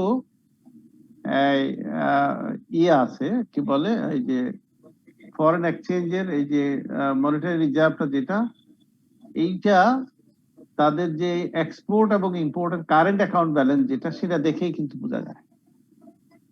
তো আমাদের এখানে কারেন্ট অ্যাকাউন্ট ব্যালেন্সের বাহিরেও কিছু জিনিস আছে যেগুলি আমরা কনসিডারেশন নিয়ে আসি। আমাদের যে রিমিটেন্সটা একটা বড় ফ্যাক্টর। রিমিটেন্স কিন্তু আউটফ্লো হয় আবার ইনফ্লো হয়, কিছু চলে যাচ্ছে কিছু আবার আসতেছে, সেখান থেকে আমরা এটা বুঝতে পারি। আর এখানে যেটা আমরা এক্সচেঞ্জ রেটের স্পট এক্সচেঞ্জ রেট যেটা আমরা বলছি যে আসলে কোটেড এক্সচেঞ্জ রেট বা স্পট এক্সচেঞ্জ রেট একই কথা, এটা মানে উল্লেখিত বিনিময় হার। হ্যাঁ, এখানে দুইটা প্রশ্ন কিন্তু দুই পাশে আমরা দেখতে পাচ্ছি। ডান দিকে যদি আমরা দেখি, is there a sound and secure banking system in place to support currency trading activities? এটা কিন্তু খুব ইম্পর্টেন্ট। এই যে অনেকগুলি ব্যাংক আমাদের দেশে, এটা আসলে দরকার আছে কিনা, এটা থাকলে কিন্তু সমস্যা আছে। বেশি ব্যাংক থাকলে, বেশি ফাইন্যান্সিয়াল ইনস্টিটিউশন থাকলে কিন্তু কন্ট্রোলের ক্ষেত্রে অসুবিধা হয়। মানুষ বেশি হলে যেটা হয়, 5 জনের জায়গায় যদি 50 জন হয় তাহলে এদেরকে খাবার দাবার বা এদেরকে কন্ট্রোল করা অনেক সময় ম্যানেজমেন্টের দিক থেকে সমস্যা। বাম দিকে যেটা আছে, is there a oil developed and liquid money and capital market in that currency? এখন আমাদের দেশে এই যে আমরা যেটা স্টক এক্সচেঞ্জ মার্কেট বলি, অথবা আমরা যেটা বলি যে মানি মার্কেট, যে ব্যাংকে আসলে তারল্য কিরকম আছে, ব্যাংকে অ্যাভেলেবেল বরোয়িং এর জন্য, পাবলিক বরোয়িং না, এটা হলো প্রাইভেট বরোয়িং এর জন্য কত পরিমাণ টাকা আছে। পাবলিক বরোয়িং এর কিন্তু কোনো ইনভেস্টমেন্ট কত মূল্য নাই, অর্থাৎ ইনভেস্টমেন্টের যেই বিউটি সেটা কিন্তু নাই, কারণ পাবলিক সরকার যদি বরোয়িংটা করে সেটা কিন্তু ব্রিজ কালভার্ট বানায়, ব্রিজ কালভার্ট বানালে সেখান থেকে কিন্তু রেভিনিউ জেনারেট করে না, সমস্যাটা হচ্ছে ওখানে। আর যদি প্রাইভেট সেক্টরে দেয় তাহলে সেখানে রেভিনিউ জেনারেট করে, এবং সেই রেভিনিউটা কিন্তু ইকোনমিতে ট্যাক্স আকারে ঢুকে, কর্মসংস্থান আকারে ঢুকে, মুনাফা আকারে যিনি পান উনি ইনভেস্টমেন্ট করতে পারেন, ইত্যাদি ইত্যাদি সুযোগগুলি থাকে। ক্যাপিটাল মার্কেটটাও খুব ইম্পর্টেন্ট, কারণ স্টক এক্সচেঞ্জের দ্বারাই কিন্তু ব্যাকবোন অফ ইকোনমিটাকে মেজার করা হয়। সুতরাং এই দুইটা প্রশ্ন কিন্তু, এই তিনটা যে মেথড আছে এক্সচেঞ্জ রেট ডিটারমিনেশনের জন্য, এই তিনটা মেথডের মধ্যে খুব গুরুত্বপূর্ণ ভূমিকা পালন করে। এর মধ্যে ব্যালেন্স অফ পেমেন্টটা হচ্ছে সবচেয়ে গুরুত্বপূর্ণ, আমি এর আগেও বললাম। প্যারিটি কন্ডিশনসটা তো আসলে এটাও ম্যাক্রো ইকোনমিক কন্ডিশনের মতো, এটা যে inflation rate, interest rate, exchange rate, তারপরে the changes of the interest rate, frequent or non-frequent, ইত্যাদি ইত্যাদি।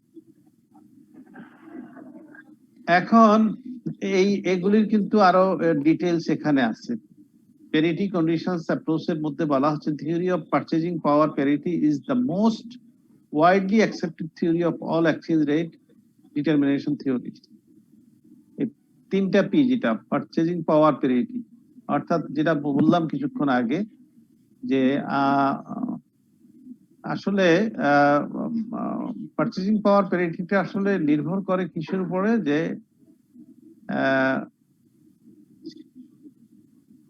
ইনকাম, মানুষের ইনকাম এবং এক্সপেন্ডিচার করার ক্ষমতা, ইনকাম আর্নিং এবং এক্সপেন্ডিচার করার ক্ষমতা, অর্থাৎ জিনিসের দাম বাড়ুক আর কমুক, যদি তার ক্রয় ক্ষমতা থাকে তাহলে জিনিসের দাম বাড়লেও তার জন্য এটা অসহনীয় হয় না, এবং সেখানে ইনফ্লেশন রেটটাও কিন্তু খুব একটা ফ্যাক্টর করে না।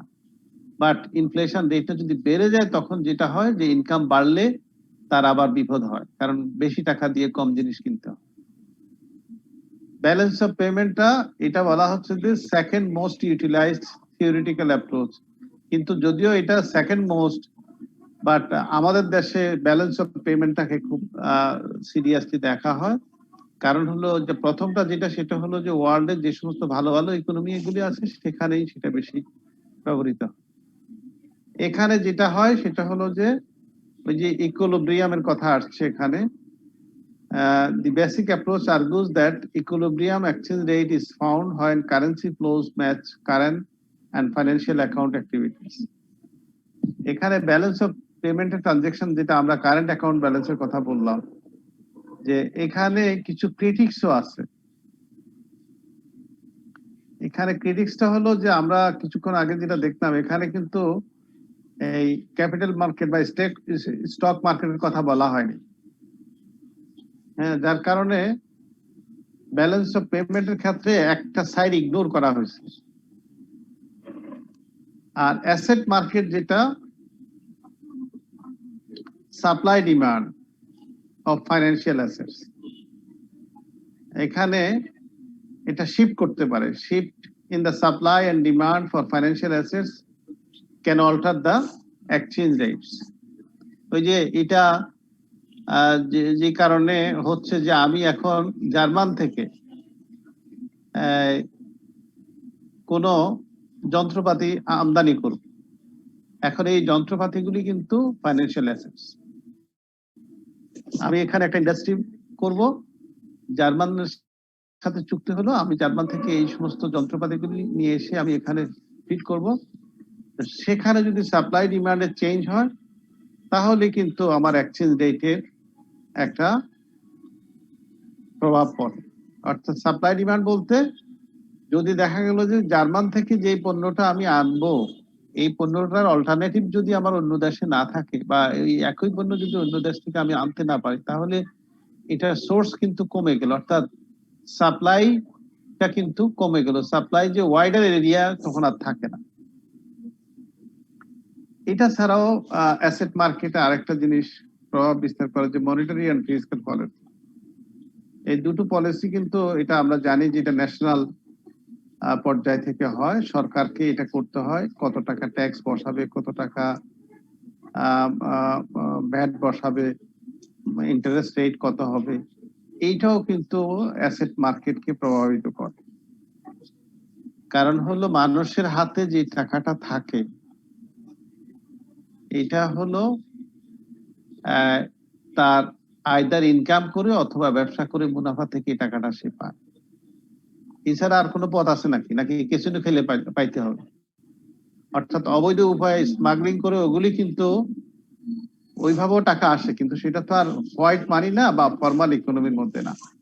সুতরাং ফর্মাল বা হোয়াইট ইকোনমির কথা হলো যে আমি শ্রম দেব, আমি যদি চাকরিজীবী হই তাহলে আমি ইনকাম করব, মজুরি হলে মজুরি পাবো, অথবা আমি যদি ব্যবসা করি তাহলে মুনাফা পাবো।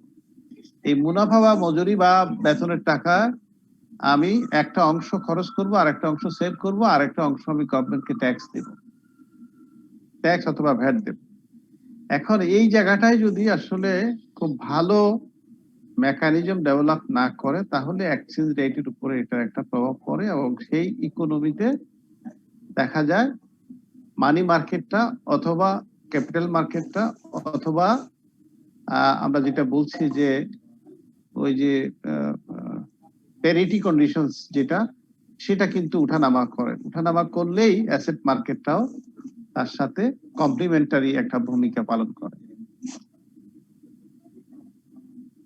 হ্যাঁ, এখানে অ্যাসেট মার্কেটের কয়েকটা মানে কন্ডিশনের কথা বলা হচ্ছে, যে এখানে কয়েকটা বিষয় এখানে আছে, যে কতগুলি ফ্যাক্টর আছে যেগুলি অ্যাসেট মার্কেটকে প্রভাবিত করে। এগুলি শর্ট নোট আকারেও থাকতে পারে, যে ব্যালেন্স অফ পেমেন্ট এমনিতে তো থাকবেই, এক্সচেঞ্জ রেট নির্ধারণের ক্ষেত্রে কোন ধরনের অ্যাপ্রোচ, কোন ধরনের অ্যাপ্রোচের মাধ্যমে এক্সচেঞ্জ রেট নির্ধারণের সুযোগ আছে সেটা নিয়ে আলোচনা করো, এরকম প্রশ্ন পরীক্ষা থাকতে পারে। Discuss the approaches in determining the exchange rate. তো তখন ওই যে ইয়েটা দেখাইলাম সেটাও দিতে হবে, আর এই জিনিসগুলি দিলেই হয়ে যাবে। এখন ইকুইলিব্রিয়ামটা কিন্তু খুব ইম্পর্টেন্ট। এই তিনটা অ্যাপ্রোচের মধ্যে কিন্তু এটার তিনটা অ্যাপ্রোচের মধ্যেই একটা কমন বিষয়টা হচ্ছে demand and supply, foreign exchange. এখন এই ডিমান্ড সাপ্লাইটা কিন্তু এখানে নির্ধারিত হয় যে demand and supply of the one currency against another currency. তো এখন আমার ডিমান্ড সাপ্লাইটা আমরা তো জানি, যেখানে ডিমান্ড এবং সাপ্লাই ইন্টারসেক্ট করে সেই জায়গায় এটার কি পরিমাণ মুদ্রা, বাংলাদেশি মুদ্রা দিতে হবে। আমার এখানে লেখা আছে $1.5, অর্থাৎ $1.50 জন্য আমার কত পরিমাণ বাংলাদেশি টাকা দিতে হবে। এবং এই বাংলাদেশি টাকাটা যে স্থিরকরণ করা হলো ডলারের এগনেস্টে, এটা ডিমান্ড সাপ্লাই। অর্থাৎ বাংলাদেশে আমার যে ডলার সাপ্লাই আছে বাংলাদেশে, এবং বাংলাদেশে যে ডিমান্ড আছে ডলারের, এই দুইটার সাথে কম্পেয়ার করেই কিন্তু আমার এই ইকুইলিব্রিয়াম পয়েন্টটা নির্ধারিত হবে। এটা কান্ট্রি টু কান্ট্রি ভেরি করবে। আমার দেশে যেটা হচ্ছে এটা ইন্ডিয়াতে হতে পারবে, ইন্ডিয়ার রুপির সাথে হবে এরকম, ইন্ডিয়ান ইকুইলিব্রিয়াম আলাদা হতে পারে, সিঙ্গাপুরের ইকুইলিব্রিয়াম আলাদা হতে পারে, আমার ইকুইলিব্রিয়াম আমার দেশের ভিতরে হবে, আমার দেশের কারেন্সি সাপ্লাই এন্ড ডিমান্ডের উপরে ভিত্তি করে। সুতরাং এখানে যদি আমাদের কোনো কারণে যেমন যদি রিজার্ভ কমতে থাকে, হ্যাঁ, ব্যালেন্স অফ পেমেন্ট যদি আমাদের খুব খারাপ অবস্থার দিকে থাকে, আমাদের যদি রপ্তানি কমে যায়, আমদানি বেড়ে যায়, তাহলে কিন্তু কি হবে, আমাদের এখানে ইয়ে কমে যাবে, মানে ডলারের সাপ্লাই কমে যাবে। ডলারের সাপ্লাই কমে যাওয়ার অর্থ হলো যে আমার ডলার টাকার এগেনস্টে স্ট্রং হয়ে যাচ্ছে, আমার বেশি টাকা দিতে হচ্ছে। এখানে ঠিক এরকম একটা জিনিস দেখানো হচ্ছে যে $1.5 জন্য দেখা গেল যে আমি এখন হয়তো 80 টাকা বা 90 টাকা দিতে হচ্ছে, অর্থাৎ কয়েকগুণ বেশি দিতে হচ্ছে, দিয়ে আমাকে কিনতে হচ্ছে।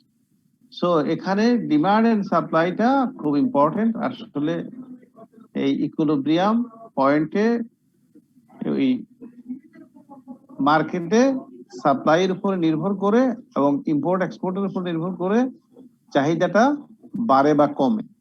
এটা কিন্তু একেবারে যে সব সময় মানে কেউ ঠিক করে দিতে হয় ইকুইলিব্রিয়াম পয়েন্ট, তা না। এটা কিন্তু মার্কেট নিজেই করে, কারণ মার্কেটের নিজস্ব একটা ক্ষমতা আছে। সকালবেলা একরকম তো বিকালবেলা আর এক রকম হয়ে যাচ্ছে, এটা অনেক সময় এরকমও হয়। তো নর্মালি রিজার্ভ যদি ভালো হয় এবং আমাদের যদি একটা স্টেবল ইনকাম থাকে এক্সপোর্ট থেকে, তাহলে এইটার ফ্লাকচুয়েশনটা কম হয়। আবার যদি এরকম হয় যে মানি লন্ডারিংটা বেশি হচ্ছে বা আমার টাকা যদি বিদেশে অবৈধভাবে ফ্লাই করতেছে, তাহলেও কিন্তু বিপদ হয়। অনেক সময় এই ইকুইলিব্রিয়াম কিন্তু একটা পাগলা ঘোড়ার মতো উঠানামা শুরু করে দেয়, তখন এসে ইকোনমির জন্য খুব খারাপ। আমি কিন্তু সামনের দিকে অগ্রসর হলেও আমার এই ফরেন এক্সচেঞ্জের কারণে আমি আমার যে জিডিপি সেটা কিন্তু ক্ষতিগ্রস্ত হয়।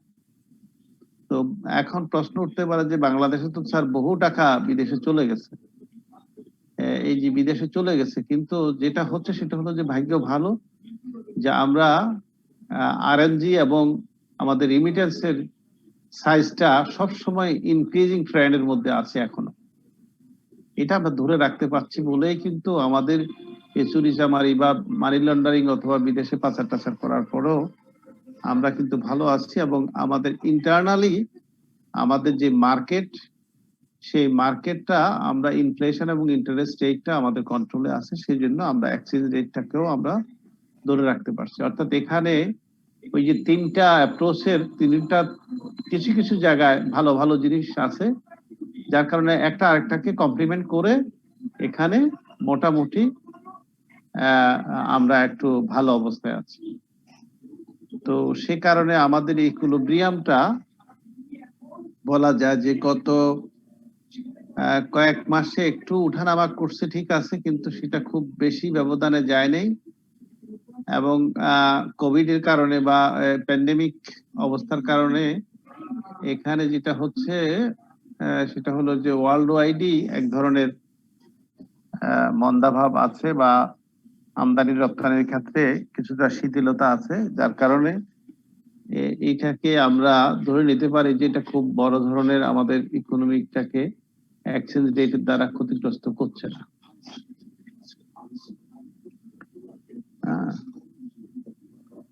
এখন এক্সচেঞ্জ রেটের ইকুইলিব্রিয়ামকে চেঞ্জ করে কি কি, যেটা বললাম, inflation rate, interest rate, economic growth, তারপরে political and economic risk, changes in future expectation, যেটা স্পেকুলেশনের কথা বললাম, কমব্যাট ইন্টারভেনশন, এগুলি ইকুইলিব্রিয়াম রেটকে চেঞ্জ করতে পারে, আমি যেটা কিছুক্ষণ আগে বললাম।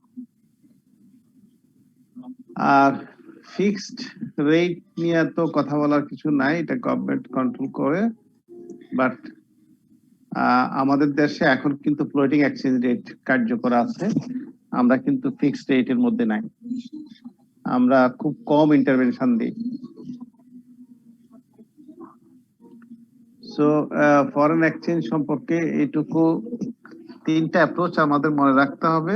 আর একটা হলো ইম্প্যাক্ট, যে অ্যাপ্রিসিয়েশন এবং ডেপ্রিসিয়েশন হলে কি ধরনের ইম্প্যাক্ট তৈরি হয় ব্যবসা বাণিজ্যের ক্ষেত্রে, সে এই দুটো জিনিস খুব ইম্পর্টেন্ট এই ফরেন এক্সচেঞ্জের পরীক্ষার জন্য। এক নম্বর হলো discuss the impact of foreign exchange rate fluctuation।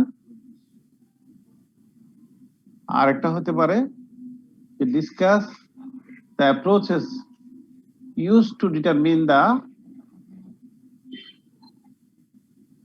foreign exchange rate।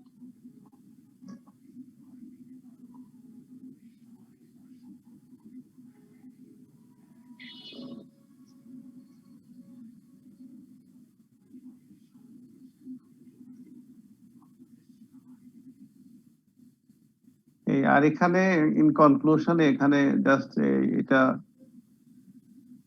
কিছু কথা বলা হয়েছে যে ফিক্সড এক্সচেঞ্জ রেটটা গভর্নমেন্ট দ্বারা কন্ট্রোল করতে হয়, আর ফ্লোটিং এক্সচেঞ্জ রেটটা মার্কেট দ্বারা নির্ধারিত হয়। আর গভর্নমেন্ট সবসময় চায় যে ব্যবসা বাণিজ্য বাড়ানোর ক্লাইমেট, মানে বিজনেস ক্লাইমেটটাকে ঠিক রাখার জন্য রেটটা যত কম ফ্লাকচুয়েট করে, অর্থাৎ ফিক্সড এর মধ্যে থাকে। ফিক্সড বলতে এখানে মোটামুটি খুব মাইনর চেঞ্জেস হবে আর কি এরকম। এবং সরকার আনসার্টেনিটি এবং আনস্টেবল কারেন্সি ভ্যালুটা যাতে ইয়ে না হয়, সেই জন্য সরকার চেষ্টা করে থাকে। যেমন ইউরোপিয়ান ইউনিয়নের কথা এখানে বলেছে, 1990 দশকে তারা এরকম ফিক্সড রেটটা ফিক্স করেছে তাদের উঠানামা। তো ইউরোপিয়ান ইউনিয়ন তো এখন আর 90 দশকে নাই, এখন তো তারা ইউরো মার্কেটে চলে গেছে। ফাইন্যান্সিয়াল মার্কেটের এখানে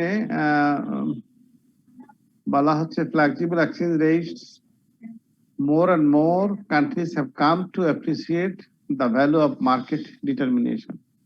এখন বেশিরভাগ দেশ, আমি কিছুক্ষণ আগে যেটা বললাম, বেশিরভাগ দেশই কিন্তু এখন আর ফিক্সড নাই, তারা মার্কেটের উপরে ছেড়ে দিচ্ছে। এটা তাদের জন্য মঙ্গলজনক।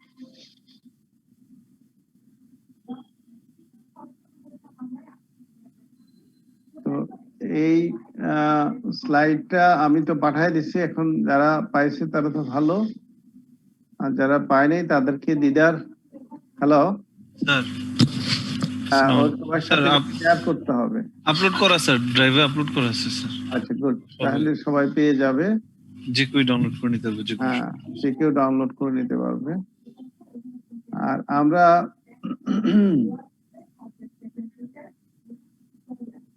এখানে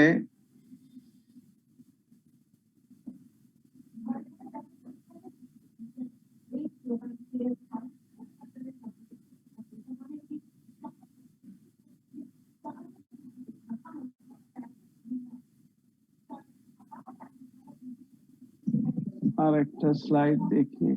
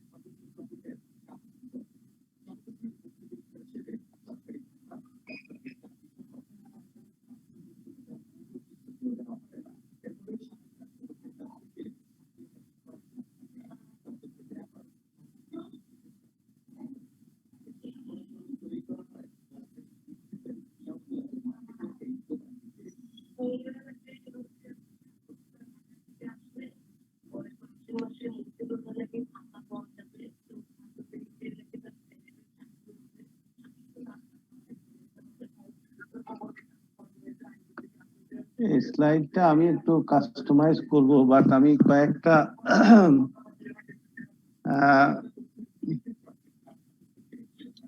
স্লাইড নিয়ে আলাপ করতে চাচ্ছি এখানে, এটা পরে আমি পাঠিয়ে দেব। এখানে আমরা সেদিন ইন্টারন্যাশনাল ট্রেডের কথা বলেছি বা বিজনেসের কথা বলেছি। ইন্টারন্যাশনাল ট্রেড বা বিজনেসটা কিন্তু দুইটা মেজর থিওরির উপরে ভিত্তি করেই পরিচালিত হয় সারা ওয়ার্ল্ড ওয়াইড।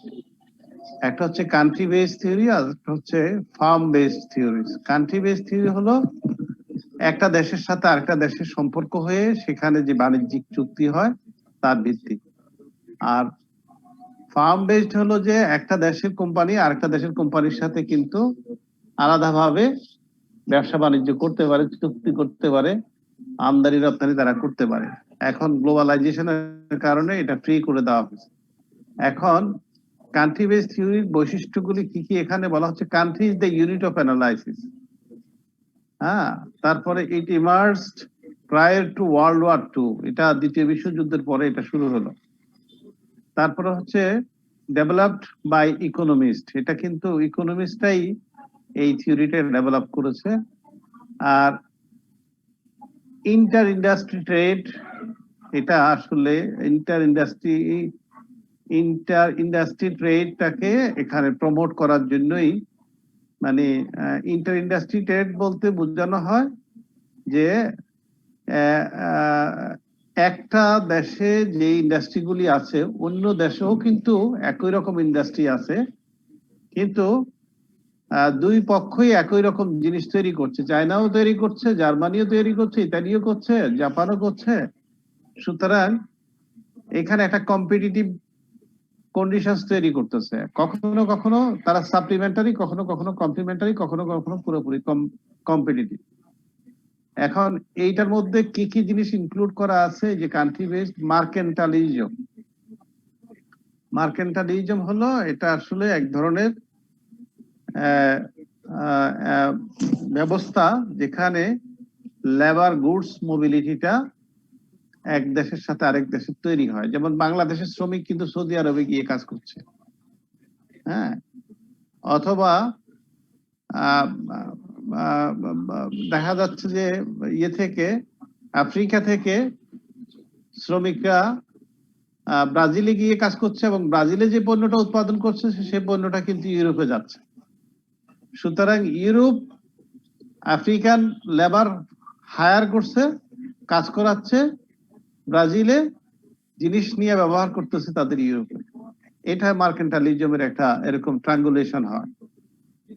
আর একটা হলো অ্যাবসলিউট অ্যাডভান্টেজ, অর্থাৎ নিরঙ্কুশ সুবিধা ভোগ করে থাকে।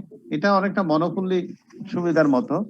অ্যাবসলিউট অ্যাডভান্টেজটা পৃথিবীতে কিছু কিছু দেশ এক সময় ছিল, এখন কিন্তু কম্পিটিটিভ হয়ে গেছে।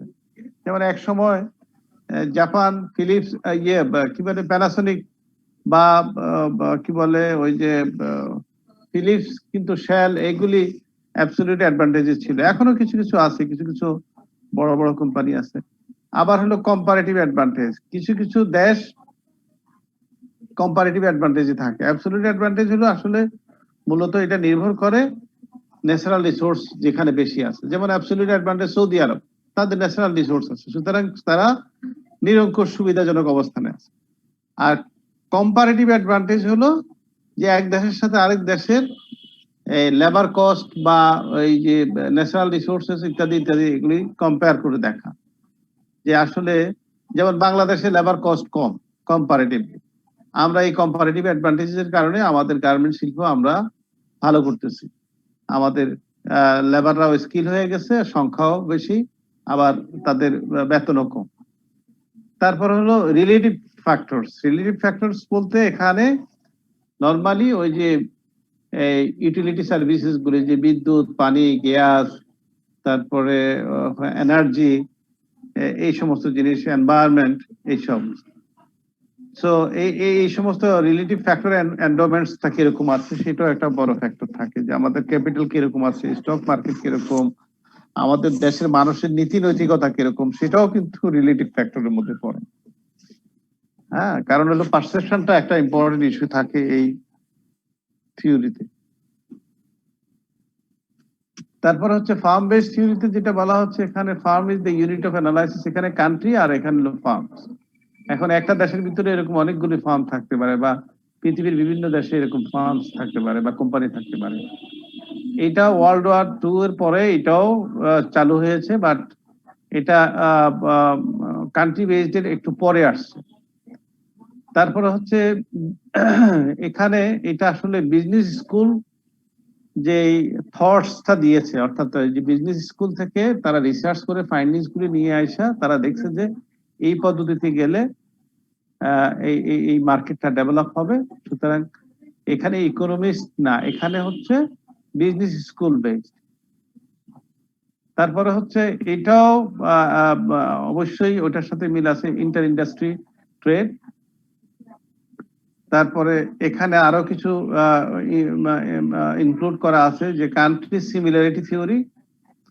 কান্ট্রি সিমিলারিটি থিওরি বলতে একটা দেশের সাথে আরেকটা দেশের আর্থসামাজিক, তারপরে হলো তাদের যে ধর্ম সম্পর্ক, রিলিজিয়ন ইত্যাদি, এই সমস্ত সিমিলারিটির একটা ব্যাপার স্যাপার আছে।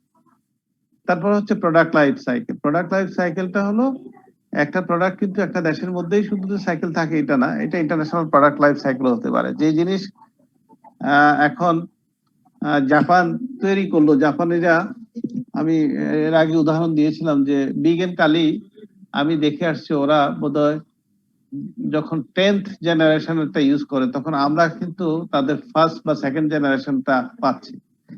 তারপরে ওটা আমার দেশে আস্তে আস্তে তাদের দেশে কিন্তু আরো 4 ধাপ 5 ধাপ আগে যায়। সুতরাং লাইফ সাইকেলে তার দেশে যেটা ডিক্লাইন হয়ে যায়, এটা আমার দেশে আইসা মানে রাইজিং কন্ডিশনে চলে যায়। So international product life cycle এবং লোকাল প্রোডাক্ট লাইফ সাইকেল দুইটাই কিন্তু এখানে কাজ করে।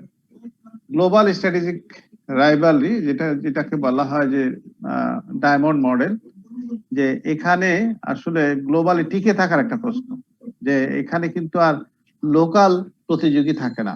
এই ফার্ম বেসড ইন্ডাস্ট্রি হলে কিন্তু এখানে একটা দেশের ভিতরে তো না, এটা তখন মানে অন্য দেশের প্রতিষ্ঠানও কিন্তু একই জিনিস উৎপাদন করে।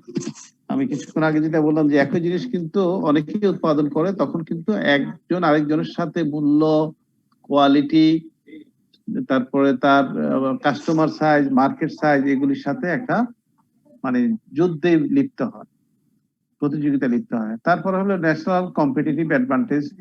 কম্পারেটিভ অ্যাডভান্টেজ এক জিনিস, আর কম্পিটিটিভ অ্যাডভান্টেজ আরেক জিনিস। কম্পিটিটিভ অ্যাডভান্টেজটা হচ্ছে যে আমার পণ্যটা অন্যরা ইমিটেট করতে পারে কিনা, অর্থাৎ অন্যরা নকল করতে পারছে কিনা। এইটা কিন্তু একটা খুব ইম্পর্টেন্ট ইস্যু। এটা যদি সুযোগ না পায়, যেমন ইচ্ছা করলেই আমি কোকা কোলার মতো আরেকটা সফট ড্রিঙ্কস ওই স্বাদের তৈরি করতে পারবো না, কারণ এটা রেসিপি আলাদা। এটা কিন্তু একটা কম্পিটিটিভ অ্যাডভান্টেজ, কোকা কোলা অথবা ম্যাকডোনাল্ডস অথবা স্টারবাকস। হ্যাঁ, এরকম কিছু কিছু জিনিস আছে, যে যেমন স্যামসাং অথবা আইফোন, এইগুলি বলা হচ্ছে যে অ্যাপল কম্পিউটার, এগুলির কম্পিটিটিভ অ্যাডভান্টেজ হলো যে এরা ইউনিক। এদেরকে কিন্তু ইচ্ছা করলে অন্যরা নকল করতে পারে না। নকল করে, কিন্তু নকল করলেও, নকল তো বাংলাদেশে অনেক কিছুই করতে পারে, বা এরকম অনেক চায়নাও করে, থাইল্যান্ডও করে, অনেক দেশই করে, বাট কিন্তু সেটার হুবহু তৈরি বা সেটার যে কোয়ালিটি, সেটার যে স্ট্রেংথ, সেইভাবে তৈরি করতে পারে। সো ইন্টারন্যাশনাল বিজনেসের ক্ষেত্রে দুইটা থিওরি খুব ইম্পর্টেন্ট, একটা কান্ট্রি বেসড, একটা হচ্ছে ফার্ম বেসড থিওরি। এখন এই দুটো থিওরির ভিত্তিতে কিন্তু আসলে গ্লোবালাইজেশনটা আস্তে আস্তে এক্সপান্ড করেছে। তো গ্লোবালাইজেশন নিয়ে তো আমরা কথা বলেছি, গ্লোকালাইজেশন বলে আরেকটা কথা আছে। একটা তো গ্লোবালাইজেশন আর একটা হলো গ্লোকালাইজেশন। গ্লোকালাইজেশনটা হচ্ছে product or services designed to benefit local markets while at the same time being developed and distributed on a global level. অর্থাৎ লোকাল মার্কেটকেও সার্ভ করবে, ফরেন মার্কেটকেও সার্ভ করবে। হ্যাঁ, এইটা হচ্ছে গ্লোকালাইজেশন, অর্থাৎ গ্লোবালটাকে local thinking, local activities, local products, local materials, local ingredients দিয়ে লোকাল মার্কেটকে সার্ভ করা, আবার ইন্টারন্যাশনাল মার্কেটকেও সার্ভ করা। Globalization is a mixture and result of combining the world's globalization and localization. So globalization এর সংজ্ঞাটা হচ্ছে এরকম। এখন গ্লোবাল ট্রেড আর গ্লোবাল সোর্সিং, এটা আরো দুটো কনসেপ্ট আছে এখানে। গ্লোবাল ট্রেডটা হচ্ছে আসলে এটা এখানে বলা হচ্ছে world wide business involves making, collecting payments for transaction in goods and services and transporting them to interested markets. The overall reduction of global trade barriers and ease of advertising for foreign markets via the internet have increased. এখন এই যে global ট্রেডটা হচ্ছে কি, global trade মানে হলো বিশ্ব বাণিজ্য। এখন বিশ্ব বাণিজ্যটা হচ্ছে এরকম যে আসলে এখানে যেটা বলা হচ্ছে যে আমি ট্রানজেকশন করছি, যে এই যে এমএনসি গুলি বা টিএনসি গুলি, লিভার ব্রাদার্স এর কথা বলি আমরা, অথবা আমরা যদি এর কথা বলি, বিটিসির কথা বলি, এরকম কিছু কোম্পানি আছে যারা কিন্তু গ্লোবাল ট্রেডের মধ্যে ইন করে আছে। অর্থাৎ স্যামসাং ও তো গ্লোবাল ট্রেডের মধ্যে আছে এই প্রোডাক্টটা। সুতরাং এইটা হচ্ছে গ্লোবাল ট্রেডের উদাহরণ। আর গ্লোবাল সোর্সিংটা যেটা, সেটা হলো এটা হলো যে কোন কোন জায়গা থেকে আমি পণ্য আমার দেশে আমদানি করতে পারবো, সেটা ফিনিশ গুডস হোক, র মেটেরিয়ালস হোক, অথবা ইন্টারমিডিয়েট গুডস হোক, এবং এইটা আমি কিভাবে এই লো কস্টে আমি সহজ উপায়ে ডেলিভারিটা আমি নিতে পারবো এবং কম সময়ের মধ্যে আমি আনতে পারবো। এবং এখানে আমার যে সমস্ত যে কি বলে অর্থাৎ যারা ইন্ডেন্টার বা যারা আমদানি রপ্তানি কারক যারা আছে, তারা কতটা সহজ উপায়ে আমাকে এই গ্লোবাল সোর্সিং গুলির জন্য ইনফরমেশন দিয়ে আমাকে হেল্প করতে পারবে, দ্যাট ইজ দ্য ইস্যু।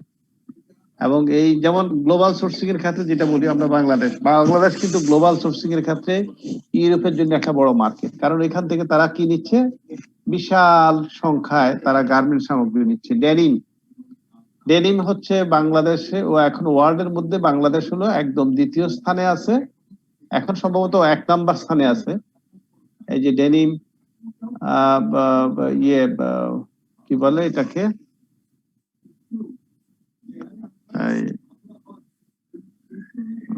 আমরা যে প্যান্ট গুলি ব্যবহার করি তো 2-3 মাস পরে একবার দুই, এটারে কি জানি কি কাপড় বলে জানি, এটা জিন্স প্যান্ট, হ্যাঁ গ্যাবার্ডিন না, jeans sir, jeans pant sir.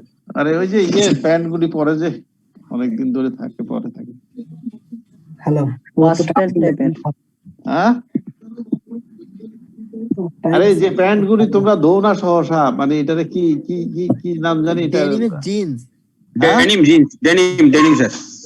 Jeans. হ্যাঁ ডেনিম তো বুঝলাম, ডেনিম তো হলো ব্র্যান্ড, কিন্তু ওই যে কাপড়টা কি নাম জানি বলি আমরা, আরে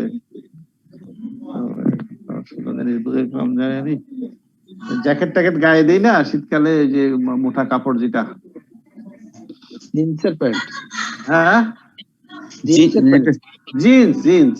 এর কথা বলছি, ডেনিম জিন্স, ডেনিম বলো স্যার, জিন্স। হ্যাঁ ডেনিম ফেব্রিক বলো স্যার এটা। আর কি ডেনিম তো হলো ব্র্যান্ড নেম, কিন্তু ডেনিম জিন্সের একটা ব্র্যান্ড। লোকালি আমরা জিন্স বলি স্যার। হ্যাঁ লোকালি জিন্স বলি, সেটাই বলতেছিলাম। এইটা কিন্তু এখন বাংলাদেশ থেকে ওয়ার্ল্ডের মধ্যে নাম্বার 1 পজিশনে দখল করে আছে সোর্সিং। বাংলাদেশ একটা সোর্সিং, গ্লোবাল সোর্সিং কান্ট্রি হিসেবে কাজ করছে। এখন এই গ্লোবাল রিস্কের কথা, বাংলাদেশে কয়েকটা ব্র্যান্ড স্যার আছে যেমন প্যাসিফিক জিন্স। হ্যাঁ এটা ওয়ার্ল্ডের মধ্যে একটা ভালো একটা ব্র্যান্ড করছে স্যার, যেমন প্যাসিফিক জিন্স একটা ব্র্যান্ড, হ্যাঁ, ভালো ব্র্যান্ড হ্যাঁ। করছে স্যার। মানে জিন্সের ক্ষেত্রে বাংলাদেশ এখন খুব ভালো অবস্থায় আছে, ওয়ার্ল্ডের মধ্যে 1 নাম্বার অথবা 2 নাম্বারে আছে এখন, মানে হাইয়েস্ট এক্সপোর্ট আছে। এটা তো স্যার এনভায়রনমেন্ট পলিউট করে। গ্লোবাল রিস্ক বলে একটা কথা আছে। গ্লোবাল রিস্কটা কি? এখানে এনভায়রনমেন্টাল রিস্ক আছে, এখানে ওই যে ভালো ভালো মানুষগুলি লেখাপড়া শিখে বিদেশে চলে যাচ্ছে, যার কারণে ধনী দেশগুলি আমাদের ব্রেন ড্রেনের সুযোগ কাজে লাগাচ্ছে। তারপরে হলো ডিপ্লোমা ডিজিজ, ডিপ্লোমা ডিজিজ এখানে স্যার অটোমেশনের ব্যাপারটাও আছে স্যার, অটোমেশনের ব্যাপারটাও আছে স্যার। এখানে হাইটেকের মেশিন গুলো এখানে বাংলাদেশে চলে আসছে স্যার, এই ডেনিম জিন্স প্যান্ট গুলো করার জন্য। হ্যাঁ অবশ্যই, মানে যখন এটা অটোমেশনের ব্যাপার, আউটসোর্সিং এর জন্য একটা ডেস্টিনেশন তৈরি হয়ে গেছে, তখন তো আমি চাইবই যেটা ধরে রাখার জন্য।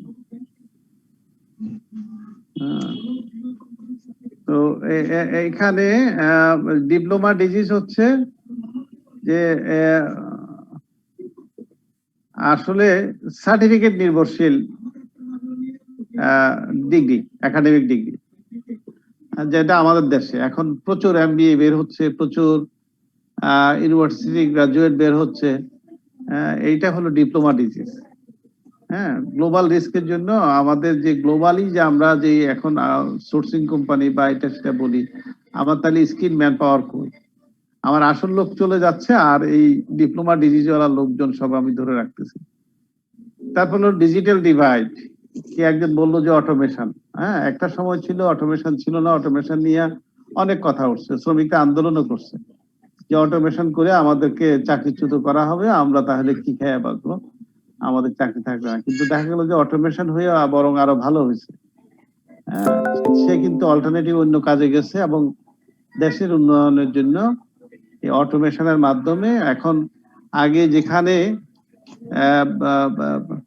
10টা একসাথে কাটতে হতো, সেখানে এখন দেখা যাচ্ছে যে 100টা প্যান্টের একই সাইজের প্যান্টের মেশিন দিয়ে কাটতেছে, এবং মেশিন এমন অ্যাকুরেট পজিশনে কাটতেছে যেখানে কোনো ডেভিয়েশন নাই, মানে ডিফেক্টস খুব কম নাই বললে কোয়ালিটি 100% এটা অ্যাসুরেন্স করা যায়। হ্যাঁ, কোয়ালিটিও এশিওর করা যায়। কারণ হলো যে জায়গাটায় বাটনের ছিদ্র করার দরকার, এটা অটোমেটিক মেশিনে করতেছে, সুতরাং এখানে কোনো রকমের আর হেরফের হয় না। তারপরে হচ্ছে ডিজিটাল স্টেট। ডিজিটাল ডিভাইড তো আমরা বলি আর কি, আমরা ডিজিটাল বাংলাদেশ, কিন্তু এখনো আমাদের অনেক সমস্যা আছে। যাই হোক, তারপরেও আমরা কিছুটা আগাইছি ডিজিটাল ডিভাইডের দিক থেকে। কম্পারেটিভলি অনেক গরিব দেশের তুলনায় আমাদের এখানে ডিজিটাল বাংলাদেশে বহু লোক কম্পিউটার, মোবাইল, অ্যাপস সেটা ব্যবহার করছে। ডিজিটাল স্টেট পারসিভড বেনিফিটস আর এখানে ইকোনমিক ইকুয়ালিটি। এখানে ডিজিটাল স্টেট আসলে যেটা আমরা ডিজিটাল কান্ট্রি বলি, হ্যাঁ এই জিনিসগুলি আসলে আছে কিনা, এটা একটা বড় প্রশ্ন। এটা আমি অত বেশি আলাপ করবো না, এটা আসলে ডিবেটিং ইস্যু। তারপর হচ্ছে ম্যাজিক বুলেট। ম্যাজিক বুলেটটা কি জিনিস? এটা হচ্ছে এখানে আসলে ইউনিসেফ যে ইয়ে করে, মানে আমাদেরকে ওই যে শিশুদের স্বাস্থ্য এবং মায়েদের সচেতনতা বিষয় নিয়ে কাজ করে এখানে, এবং বিভিন্ন টিকা, এইসব বিষয়গুলি, এগুলি আসলে কতটা আমরা ঠিক মতো এখন যেমন যে গ্লোবাল রিস্কের মধ্যে যেমন এখন আসতেছে আমাদের করোনা সংক্রান্ত টিকা, হ্যাঁ এখানে আমরা কত তাড়াতাড়ি, কত কম খরচে, কত দ্রুত আমরা এটা আমাদের সবাইকে ডিস্ট্রিবিউট করতে পারবো, দ্যাট ইজ ইম্পর্টেন্ট। এটাকে ম্যাজিক বুলেটের সাথে তুলনা করা হয়েছে যে ইউনিসেফের মাধ্যমে বেশ ভালো ইমিউনাইজেশন হয়েছে, যে টিকা কর্মসূচিটা কার্যকর হয়েছে, অনেক ধরনের রোগ বালাই থেকে শিশুরা বা মায়েরা এখন মুক্ত হয়েছে। স্যার আইসিবিবি থেকে হ্যাঁ শেষ করতে হয় সময় শেষের দিকে আর কি। হ্যাঁ, শেষ করতে হবে, ঠিক আছে। জি স্যার। হ্যাঁ, তো এর মধ্যে আবার ট্রাজিক বুলেটও আছে। ট্র্যাজিক বুলেটটা হচ্ছে যে আহ, আহ, মানে এখানে আহ, আহ, মানে টাকা না থাকলে ইউনিসেফ কিন্তু সবকিছু দেয় না। আবার আহ, আহ, হলিউড বা বলিউডও কিন্তু সবাই জায়গা পায় না। হ্যাঁ, তো কাজেই এখানে কম্পিটিটিভ একটা পজিশনও আছে, এবং যে কোয়ালিটি থাকলেও অনেক সময় সেই সুযোগটা কিন্তু সেখানে কাজে লাগানো যায় না, কারণ সেখানে বায়াসনেস থাকে। হ্যাঁ, ডার্টি ইন্ডাস্ট্রি, এটা তো বললামই আমরা, ডার্টি ইন্ডাস্ট্রি আছে। গ্লোবাল রিস্কের এখানে এক্সিটের একটা পলিসি দেওয়া আছে যে কনিক প্রপার্টি কিভাবে তৈরি হয়, এবং এটা আমরা তো যাব না। সো আসলে global economy, shifting the balance of power, এগুলি আমরা খুব বেশি, ডাম্পিংটা আমাদের দরকার, এটা একটু বুঝতে হবে। এটা বলেই আজকে শেষ করব আমরা। আসলে ডাম্পিংটা কি জিনিস? এটা হচ্ছে, বলছে যে export goods at price lower than the home market price. হ্যাঁ, in price to price dumping, the exporter uses higher home price to supplement the reduced revenue from lower export prices in price cost dumping. এখন এখানে ডাম্পিংটা হচ্ছে আসলে যে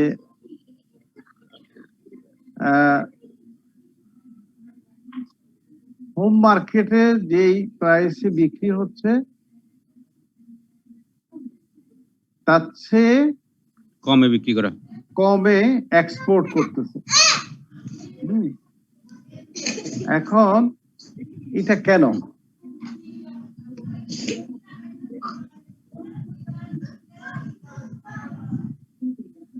এটা অনেক সময় country, আমার দেশেও যে জিনিস তৈরি হচ্ছে কিন্তু আমার দেশে গভর্নমেন্ট সাবসিডি দিচ্ছে না, আরেক দেশ সাবসিডি দিচ্ছে বা কোনোভাবে প্যাট্রোনাইজ করতেছে, ট্যাক্স কমায় দিচ্ছে, দিয়ে তাহলে হচ্ছে কি আমার দেশে ওই জিনিসটা ঢুকে যাচ্ছে। এখন চায়না থেকে কিন্তু আলপিনো বাংলাদেশে ঢুকে, আমি আলপিনো বানাইতে পারছি না, তার মানে হচ্ছে চায়না থেকে আমার দেশে ডাম্প হচ্ছে। চায়না হয় কস্ট অ্যাডভান্টেজে আছে, অথবা তারা সরকারিভাবে কোনো সুযোগ সুবিধা পাচ্ছে। এইটা হলো মূল বিষয়। এখন এইটা WTO বলছে যে এটা করা যাবে না। হ্যাঁ, dumping is legal under GATT rules unless its injurious effect on the importing countries. যে দেশ ইম্পোর্ট করবে তাদের উপরে যদি কোনো রকমের, তাদের দেশে যদি ওই, তাহলে তো আমার দেশে কোনোদিনই কোনো ইন্ডাস্ট্রি আর তৈরি হবে না। আমি সারা জীবনে কি মানুষের উপর নির্ভরশীল হয়ে থাকবো? আমার দেশে ইন্ডাস্ট্রি, ইনভেস্টমেন্ট, এমপ্লয়মেন্ট, এগুলি তাহলে কি হবে? এই জন্য ডাম্পিংটা উদ্দেশ্য হলো যে তুমি চালাকি করে তোমার দেশে তুমি ইনডাইরেক্ট সাবসিডি দিয়া জিনিসের কস্ট কমাইয়া তুমি আমার দেশে পাঠাইয়া দিয়া আমার দেশের মার্কেট দখল করবা। এই ডাম্পিংটা যাতে না হয়, এটার জন্যই আসলে এই WTO এখন বলছে যে এটা নেগোশিয়েট করার জন্য, এবং এইটা অ্যান্টি ডাম্পিং মেজার্স নেওয়ার জন্য। হ্যাঁ, এখানে অ্যান্টি ডাম্পিং এর কথা বলা আছে। So anti globalization, anti dumping, এগুলি, এই স্লাইডটা আমি পাঠিয়ে দেবনি। এটা এখন আমরা এখানে আর আলোচনা করে শেষ করতে পারবো না, সময় আজকে শেষ আমাদের। এটা আমি একটু রিসার্চ করে, কারণ এখানে প্রথম দিকে কিছু জিনিস আছে এগুলি আমাদের দরকার নাই। এটাও ইন্টারন্যাশনাল বিজনেসের একটা অংশ, এটা আমি রিসার্চ করে পাঠিয়ে দেব।